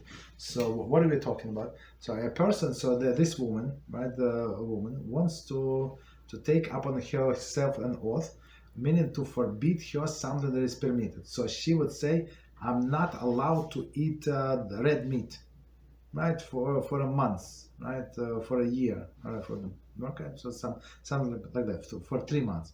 So the meaning all of the oaths we're talking about, only that technically it is allowed, it is kosher, there is no problem with that, but she wants to bring herself into this situation of self-affliction, so to purify herself, right? So that's the thing. And is she going to suffer? Maybe she's going to suffer, right? So people suffer from not having some things. Okay. So again, it is technically allowed, it is technically permissible, but she forbids to herself. Okay. Or she said, I am not going to talk to my brother or to this neighbor or to whatever for 2 weeks. Okay. Or ever. Okay, some things like that. Right? Is it self-affliction? Okay, maybe it's not self-affliction. Okay, but this food, red meat, is a good example. Okay, so certainly HaShem could have listed number of hypothetical vows and oaths for a husband to permit prohibit. No, it's everything. Whatever is permitted, she's forbid to herself to go through a little suffering. That's the point. So it's everything. But he highlights this specific area of self-affliction, right? Self-affliction, deprivation, self-deprivation, maybe it's better term, right? Is it right to assume that maybe HaShem is hinting that every good husband should take extra care to pay attention to his wife's oaths in vows in these specific areas, and not to be passive and need to nullify them. So sometimes the women are impulsive, and they would do like they hear that it's a good thing, and it happened with me in one class, and I said something. I mean, it was totally different thing what I said, and I don't remember what was the topic, but I said he's like Haredi, like black and white. And then one woman asked a question like 2 weeks ago. She said, "Is it absolutely necessary for women to dress in black and white?" I said, "Why would it say so?" I said, "Of course not." So and she said, "But you said like you mentioned." I say, "I mentioned." And I start like reviewing in my head. I say it was about men. It's like it's not for women. Most women do not wear black and white. They you use many colors. There is no problem. It should not be like very attractive, like very bright colors. But there is no problem with women wearing colors. You understand? So this woman, God bless her, but she was already like changing her wardrobe. I hope she did not do anything, but she heard that that's what Haredi do, so she decided to do that. It's absolutely you understand. So that's why you need this husband with a cool mind that would stop her. He would say, don't do it to yourself, right? You're good. Like don't bring any affliction upon yourself, right? So yeah, they're too fanatic, right? So yes, that's a proper way for a husband to take care of his wife. And again, if she's impulsive and she can decide something on the spot, so that's a job of the husband to stop her, right? Same as the job of the woman to stop her husband, right? If she sees that he's not going to right direction, and we have actually a clip about it. So job of the woman start questioning. Don't tell him that he's wrong. So he said, I have to do this, I have to do that, that's enough, I've been loser for all of these years. Okay, so she should start questions, just ask questions, like innocent questions. So and with this question, she should lead him like to the right solution, right? Don't go always head to head, right? That's not proper, right? And same with the husband, if he can, just stop her. Because as we said, women are more spiritual. She's heard something once. She wants to do it, right? Next question. Rav, I heard the shiur that a man has neshama of woman. If a man has neshama of woman, he cannot give children, have children. Okay. Could Rav elaborate on this information today? So yes, neshama could be female and masculine, right? It is true, and that's why that's the famous story. We learned this is from Yitzchak Avinu, right? During the Akedah,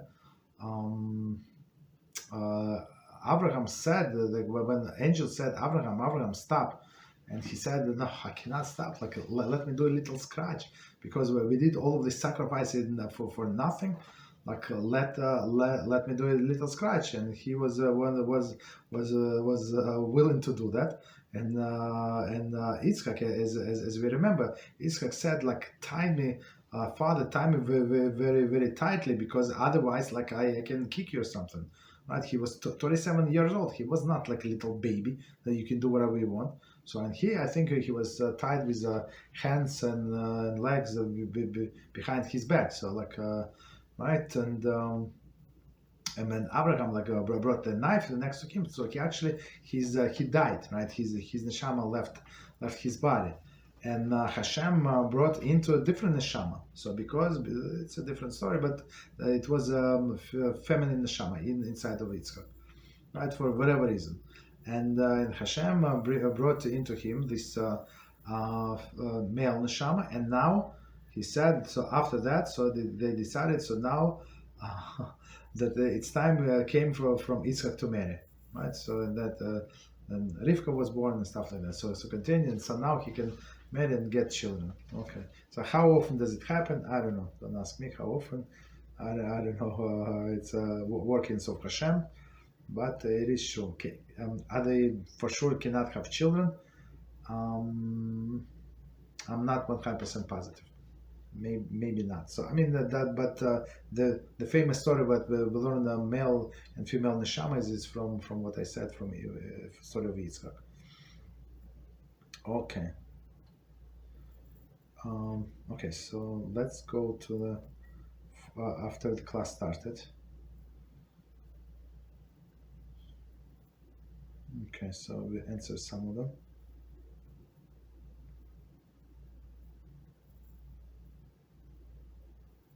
Okay, one second. Okay, so next question.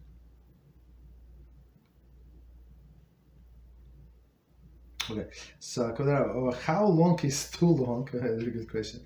How long is too long for using non-kosher utensil for cold foods, like using glasses or plates at the hotel? Would it be permitted for the length of stay? Should they regularly change the glasses? The glasses they use if they are multiple. What is it? What if they change from the hotel to hotel? Okay, so let's me first understand. Okay, so let's see. So we said that you going back to our kosher kitchen class. So we said like technically if this you have non-kosher utensils that were for sure used only for cold foods. I was how do you know like something like. I think like wine glasses, like champagne glass or something. Like for sure nobody would pour coffee, hot coffee or hot tea. Like for sure nobody does it. Like in a glass, regular glass, like maybe lemonade glass or something. Like yeah, well, people would not put hot beverages usually. Maybe yes, I'm not, but usually not. So so the question is, how long is too long? Like if we are allowed to use the non-kosher utensils, non-kosher meaning that. Is it possible that there was some non-kosher beverage? Yes, possible. Whatever was it, possible. How long is too long for using non-kosher utensil for a cold foods? Okay. Like using glasses and plates in a hotel. So plates, I would say plates are usually used for, like if it's ceramic plates, right? Porcelain, China plates, right? China usually would not use it in the hotel. It's very like expensive, but ceramic plates, right? So and porcelain. So these plates, for sure, they were used for hot food. I don't think they were used for only cold. Glasses, again, it's depends what kind. So cups, for sure, they were used for hot food. I would say like in hotels, and just buy yourself disposable cup, and that's it. Or buy yourself one cup, and you can take from hotel to hotel, and that's it. Plastics, right? Something. One is enough.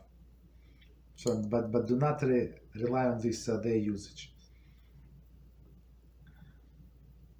And plus, if they, for example, if they they live in hotel, these cups, right, these glasses, something, right, they would wash it, right? They say like every time they come and change you linens, that they would wash it, and they would wash in the same what is it in the same dishwasher, and they would use for meat, for dairy, for this, and non-kosher. So guess what? When it's all washes together, so this cup is a treif 100%, right? So of course, as right, and it was used with hot. When they wash, and usually in dishwasher, it's very hot, right? So I would say it's probably need to get something like of our own.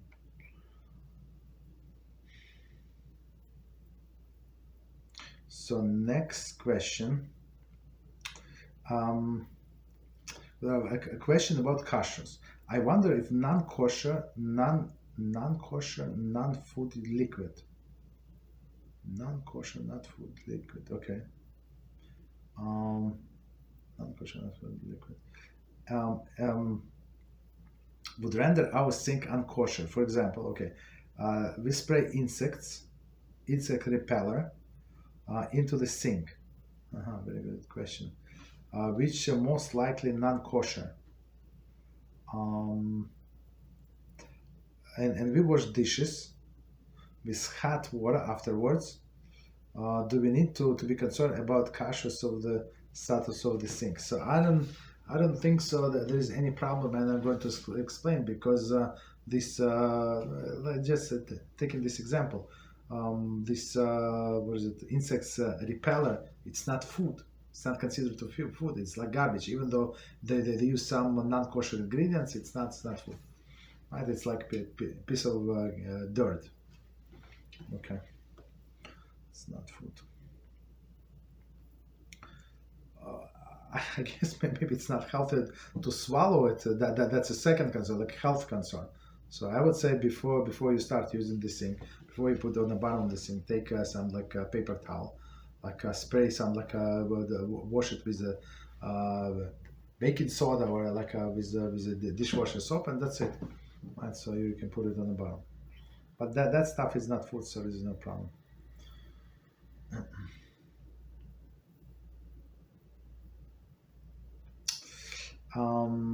Next question, a dried sharp food still considered sharp with regard to usage of a knife. But what would be sharp? I mean they sell like this piece like ground garlic, but nobody cuts this garlic. Or they sell this what is it? These onions, like dry onions. I'm not sure people use it. I'm not sure how people would use it. We never bought it, but I saw it in the store. The onions, I think they're already fried or even like fried, but otherwise, how can they preserve it? But we don't cut them, right? We usually don't cut them, so it would not be a problem with a knife.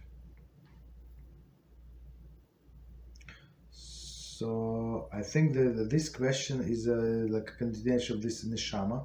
So not to have children. Rav, can this be solved with the guy marries a woman who neshama of a man? I'm not sure about this case. I'm not sure. That's why I said I also had the same thought. That's why I said I'm not sure 100% if they cannot have children. Maybe yes, maybe no. Right. Oh, yeah, peace in the family, yeah. They released it. Working on part number 3 in making. HaShem. So, okay, so next question. There are a question about modesty in Yichud. In Parashat Balak, Klal Israel was praised by how they set up the tents, yes, that others would not be able to see into each other's tents. Right, exactly. So we said today, it's actually that there is no problem with Yichud when you're when you enter when the entrance and your window is aligned with the neighbor's window, and you have the shades up so they can see what is inside. There is no Yichud. Okay, but of course it's not modest to look at anybody's window, of course. Good. Okay, continue. However, if the law of Yichud, right? One second, right? Some sentence, and would not be able to see each other's tents. However, in the laws of Yichud, it seems it is better for the neighbor's window facing each other to permit the Yichud situation. I wonder what would be the ideal situation. Should one avoid the windows facing the neighbors for the sake of privacy and modesty? Okay, so let's read again. It's a very interesting question, unexpected question. We're going to explain. A question about modesty in Yichud. So in Parashat Balak, it says it's actually we will say this verse every day. So how beautiful are you, tents of Yaakov, right? Why? Because they would not look into each other. Houses, right? And today in the laws of Yichud, we said that it's proper, but when there is a Yichud situation, so how can you avoid? You can stay next to the window, so you can draw up the shades, so this neighbors can see into your house. Okay, that's what we said. It's very, very interesting. So the bottom line, we have to understand the bottom line. So this situation of Yichud, hopefully they're not going to happen. So because of this, the majority of our life, there is no question of Yichud. So it's proper, like not let your neighbors or somebody from the street see what's going on inside. Right, so like if you have this vertical blinds like we have, so you can open like with the angle meaning that you can see everything that's going on outside, but they cannot see from outside you, and it's like a relative good light, so that would be proper. So then like privacy is most important. Plus for women are not obligated to use head covering in the house, right? So I mean if she wants, but most don't. Right, right. Most of them don't. So right. So it's absolutely not proper for somebody to see him outside. Some Muslims say, so of course they would go. So there is one Muslim family moved to next to our shul. They could not find a better place. Actually, there are two of them. One of like single guys, and one of them a couple. So she goes like all the head covers, but now like I was parked by their a house, right? And she goes like short sleeve, like without head covering, because she sweeps outside. So in their mind, and we have neighbors also Muslims, right? Their mind, like if it's on a balcony, or if it's like in front of the house, it's not on the street. I'm not sure how it makes sense, but that's what they do. I was like, you serious, right? So. Very interesting, right? So, but for us, we don't have to. We're not obligated to cover our heads. The women, so everything must be closed. This situation of Yichud, if it happens, it happens. Right? We will look for solution, but to properly not to have this, right? Not to look at anybody's windows, and not to, and have your windows also like the shades be closed or partially closed. Next question, Karoderov. Perky always say that one should suspect everyone if they were bandits, yet honor them as there were Rabban Gamliel. Does this also apply among Amisecha? If it looks like you did not watch our clip, because we said that about Rav. Who was it? I don't remember who was it. Unfortunately, one of our holy rabbis, and he had a guest, very nice guest. He did not know him, and he made him like a bed on attic, give him the whole floor or something like. But before going to retire for the night, he took the ladder away. So this guest, like after a nice meal, so he collected all of the valuables from the house, and then decided to take off in the middle of the night. And guess what? He fell like from the attic. He did not know there is no ladder. He fell with all of this sack, with all of the valuables of this great rabbi. And rabbi came in the morning and said, "My son, what did you do? Like, what's going on? Why? That's how you treat your hosts? Like that treats you so nicely?" He said, no, Rabbi, I did not know that you took out the ladder. So these people, they do not change in their mentality. So that's the answer to my the first question of the class. So some people, the sick people, they do not change. If you think that you're going to change them, think again. Right? And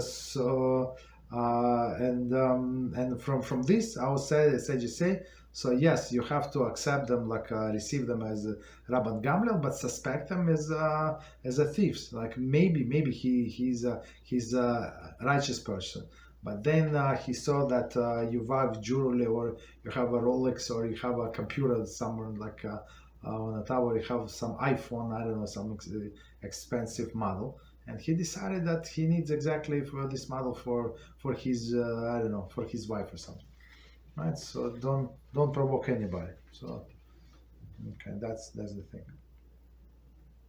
Okay, next question. If guy was born with a high level of libido, without the drive to be womanizer, okay, that's good. Would this be an indication that he had served several wives in previous incarnation to the again, if guy was born with a high level of libido without the drive to be a womanizer, would this be an indication that he had several wives in previous incarnation? I mean, maybe yes and no, but it is a normal, and it's actually, I mean, I think this person is very lucky, because most of the people, most of the men must work on themselves and contain this desire to be womanizers. So I mean, a person gets a break in this, or a person can complete this tikkun in last life. So it's not his test. It's not his tikkun, right? Meaning that he has to work on something else. So like things that we have, we get very easy. So we appreciate HaShem very much for them, and we concentrate. So it means it's not our own main purpose in this life. So what is our main purpose in the life? How do you know? Like, do you have to read all of this philosophy? Absolutely not. Philosophy go to garbage. We have, our sages say, it's very simple. One sentence, like whatever is the hardest things for you to do, that's your main purpose.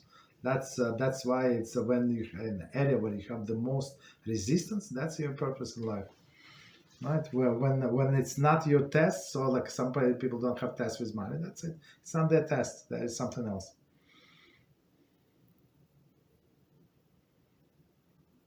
I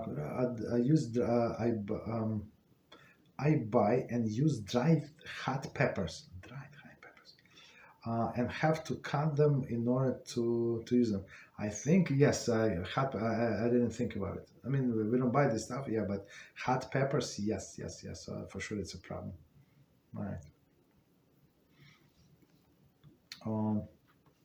Actually, if it's dry, maybe it's not a problem. You know what? I'll take it back. We have to double check. We have to double check is the problem. Fresh, for sure, a problem. Fresh. I mean, when we buy like fresh jalapenos, and that's it, jalapeno. Continue. Next question. Because I have a question about my. Thank you very much. Yeah. Don't be naive. Yes, we said that. So it's actually we read it from our book Varev Now.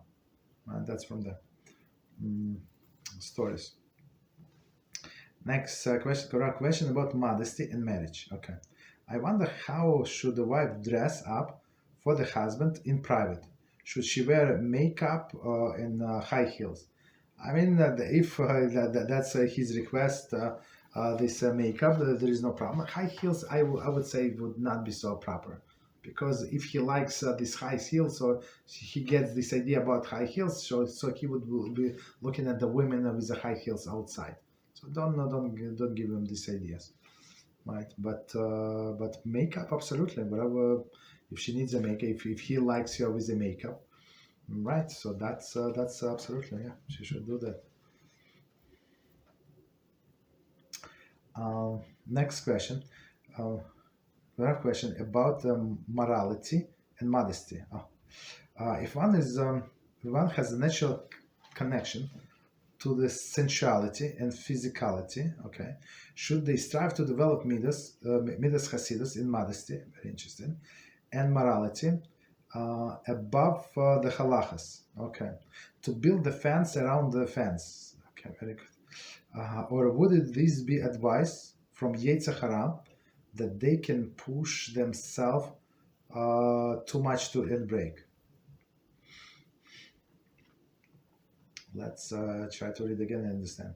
Again, question about morality and modesty.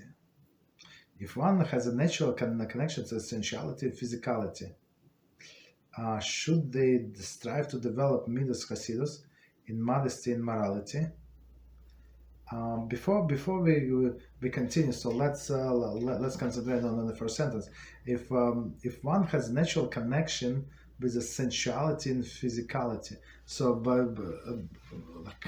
by definition there is no problem. It depends how a person is going to use these things. I mean, if it's even these things, we can use to serve HaShem. Right, to pray better, to learn better, to encourage your husband better to do things that he should do. So just to suppress it, it's not absolutely, it's not proper. Just somebody is sensual, right? It does not mean that person, there's something bad with the person, right? That does not mean that person is modest, right? Should they strive to develop midas chasidus in modesty? Right, so modesty is a must, right? Midas chasidus in modesty, we can try and see how it goes. And morality, okay, above the halachas. So I guess first let's learn about halachas. Let's do up to halachas and see. Maybe there is no need to go higher. But if she wants to sanctify herself, he wants to sanctify himself. Absolutely, that's absolutely proper. But very important thing is that Ramchal teaches that don't try to skip the steps. As I remember, like in a case when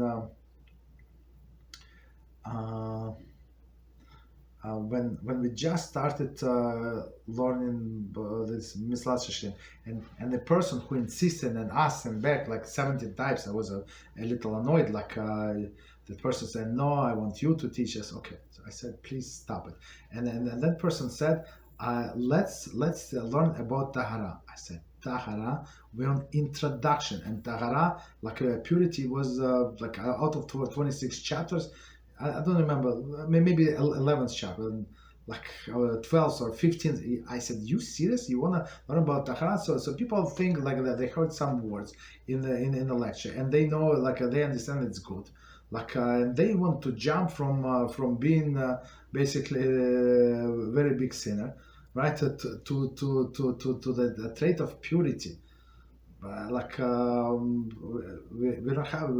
have no right to be delusional. So especially with ourselves, we have to start from the beginning and see how it goes. So you purify yourself, and of course our goal is to have physicality to serve HaShem, right? As it says, to serve HaShem with all your hearts. So with a evil inclination and good inclination, right? So that's don't necessarily be required to suppress anything, right? Just to rechannel it.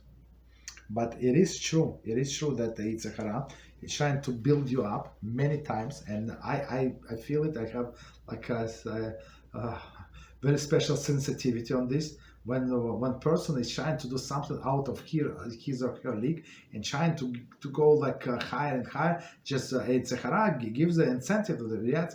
Something's working out, everybody's behind. I'm in front. I'm the best. I'm very spiritual. I'm very special. I always knew I have this hidden potential. So that's ideas from Yitzhara. Why? To build up and then drop down completely. So okay, I always warn these people, but sometimes people think that I wish them only bad. No, not only bad, but I try to stop them if they have potential, and I don't see potential. Nobody knows my potential, and stuff like that. Okay, so I mean, these people were delusional, and unfortunately, all the people who I warned, that they did not listen. Not because for me it was obvious. They were trying to bite more than they can chew, and they failed completely. Okay. But failing is not the problem. The problem is failing and not getting up and continue learning from your lesson and start from the beginning. So if you're still in introduction, if you're still a sinner and you're asking me, let's learn about chapter Tahara and then go back to introduction of the book, that's a little too much. Okay, so next question. Thank you very much, Kodrav. Baruch HaShem, when we think about Midas Hasidus, it's easy to feel weak and so far from HaShem. That's what Ramchal said when we finish with the general things, right? General things, and he said from this chapter and on, he has in the introduction. So from this we go to Midas Hasidus, and he said it's absolutely achievable by everybody, but you have to be goal oriented. If you rid yourself of many things that stopping you, like all the relationships, all of the useless things, all the hobbies. Like a person asked me about this hobby, that I get nauseous. But I say I'm going to answer about these hobbies a lot. But I said, did you finish last week parasha with Russia? Did you read it twice and one time with Russia? I think it's not some I did not ask all of the Kashering questions. I ask simple question that everybody is obligated to read, at least men for sure, right? Women if they have time also proper, right? If they're not busy with children and they're not busy at work, it's proper to twice read parasha. So and guess what? The person said no, right? So that's delusional people. Right, they try to live this life and incorporate somehow a little of Judaism, or a little of Judaism, or whatever they think. But of course, they're never going to reach any level, right? Because they waste their time and their talents on these other things. Okay, so but we'll feel weak and so far from HaShem. No. So again, Ramchal said, don't do that, right? And you continue over and over. So next time you go over the same steps, you review, you go higher and higher and higher. And that's why I think I reported in this class. So after going through Ramban, that's all a commentary, so I did not find any difficulty. But the first time when I learned many years ago, I had many difficulties, many. Right? I mean, it's like a simple example. It's not like something extraordinary, but you do over and over again. You build up your base, and you go to the same subject that was very difficult, almost impossible for you, or some mitzvah that too hard for you, and go back again and see. Next time it's going to be simpler, right? So if it says in the book that Ramchal said that everybody can achieve. So maybe I did not want it bad enough, right?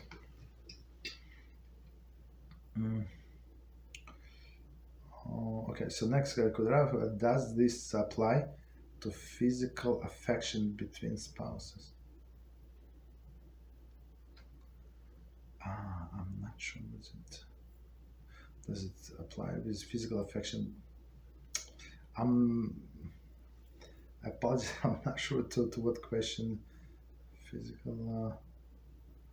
I'm not sure what question it's referring to. I apologize. If you tell me. Okay, so I think we cover all the questions. So if somebody could clarify about this question. Okay, so the next question. Okay. could have tears, an amazing way to do tikkun for immorality, saying the salty water live in the body. I'm thinking of immorality as the seawater, very interesting, which the more the person drinks it, the more thirsty he becomes, and tears would be this water.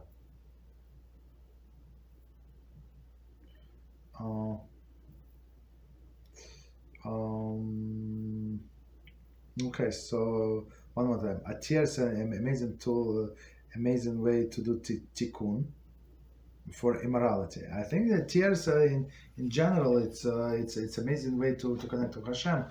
I think especially for a guy, for women maybe it's a little easier, but for a man to cry, it's a meaning that he's broken down, right? And HaShem said, I don't want you arrogant yourselves, right? He said, I want to downtrodden souls, right? He said many times different expression in Tehillim and in the prophets, right? So meaning that when a person is broken down, because especially not because he wants another car or some other things, right? But because the person sees like with all of my past actions, so how far I'm from HaShem, and HaShem in His Holy Torah calls the person like myself disgusting. So how is it possible? So I think that I love him, but he looks like I went against him, and the person started crying. So and it says that after the destruction of second Beis Hamikdash, like this guy said that I am cause of destruction, Beis Hamikdash, this clown, right? So after the second destruction of the Beis Hamikdash, it says that the gates of the prayers were closed. That's it. So the gates of the prayer next to all the gates ascend in a place where Kodesh HaKodashim used to stand, right? So today, right, if we dissolve it, maybe if we pray in a minyan and stuff like that, but the gates of the tears is always open. Right, and it says do not aggravate each other, because if that person, aggrieved person, is going to cry to HaShem because of this situation, so HaShem would answer. If somebody is a widow or orphaned, right, or a convert, if these three categories, if they cry about somebody, right, somebody aggrieving them, so HaShem is going to answer. And plus, if somebody wants to do teshuva, a person is crying, right, HaShem is going to answer. So this the salty water, right? It's like a sin, yeah. It's like it's very good analogy, but it's actually the tears are the best thing, like to make a person humble and get closer to HaShem. But the thing, yes, about the attribute of salty water. So it looks like you're drinking because you're thirsty, but you're still thirsty. Right, the same as this sins on immorality, but not always. With all of the, I would say this applies to all of the physical desires. So a person satisfied this physical desire, he did not finish, and he already planned next one. Why? If it was your dream to eat this restaurant or I don't know to do whatever you do, so why you planning next one? Did you get satisfied? Yeah, I get satisfaction. What is 7.5 seconds? Right, and then it's like drinking this salty water. Person never gets satisfied with physical, because satisfaction is not physical. For satisfaction, for example, from food you can get from a piece of bread. Right, like a stale piece of bread. If you eat it, let's say maybe it's not stale, or stale with a hot tea or something, right? You swallow and you're full. You're no longer you're no longer hungry. So satisfaction is something spiritual. As Rabbi Dessler, that's all explained to us. So it's spiritual cannot be satisfied with the physical. Two separate things. So spiritual is something that could be satisfied only with something spiritual. Right, with some spiritual achievements, with all learning of the Torah, with praying to HaShem. So somebody is very uplifted. Wow, why are you smiling? I finished book yesterday. I learned some new Hiddush. New Hiddush occurred to me. I never saw it before, and Rabbi said he never saw it before, and he knows he finished us 3 times, whatever. Right? And looks like it's something new possible. HaShem sent it to me. What could be better? You understand? So that's the thing. Right, so continue. If someone wants to sanctify themselves, the self, and does it apply to physical affection between the spouses? When we think about Midas Hasidus, it's easy to feel great. I think yes, it's between the spouses. Yeah, thank you very much for clarifying. Yes, it's between the spouses, between him separately, her separately. So we have to remember one thing. So we cannot force all of these things on our spouse. If they want, like they see you advancing, they like you, knew you, right? They say, what did you do? And they will try to emulate you. But it should never be forced, because if you force the other side, they would push back for sure. Okay. I don't think those are all questions. So I guess let's stop here. Another person is typing, so let's maybe 3 seconds, 5 seconds wait. We can leave it. No rush. We can leave it for next time. Okay, so let's stop here. Beezrat HaShem, we had a very successful week. We finished one book, and Beezrat HaShem, we learned a lot, and we're going to start another book next week, Beezrat HaShem, and we should learn even more. And even though, as I said, I wanted different books very much to learn the different series, but I think it would be beneficial if we go over all of the 39 prohibitions, right? Because all of this that we saw, that we learned until now, like all of the positive commandments mostly, not the 39 prohibitions. Even though we incorporate here and there, but it was a little different. So thank you very much. Good night. I wish everybody good Shabbos, and until next week, I'll let you know maybe 5 minutes earlier. Beezrat HaShem, we'll see. Thank you.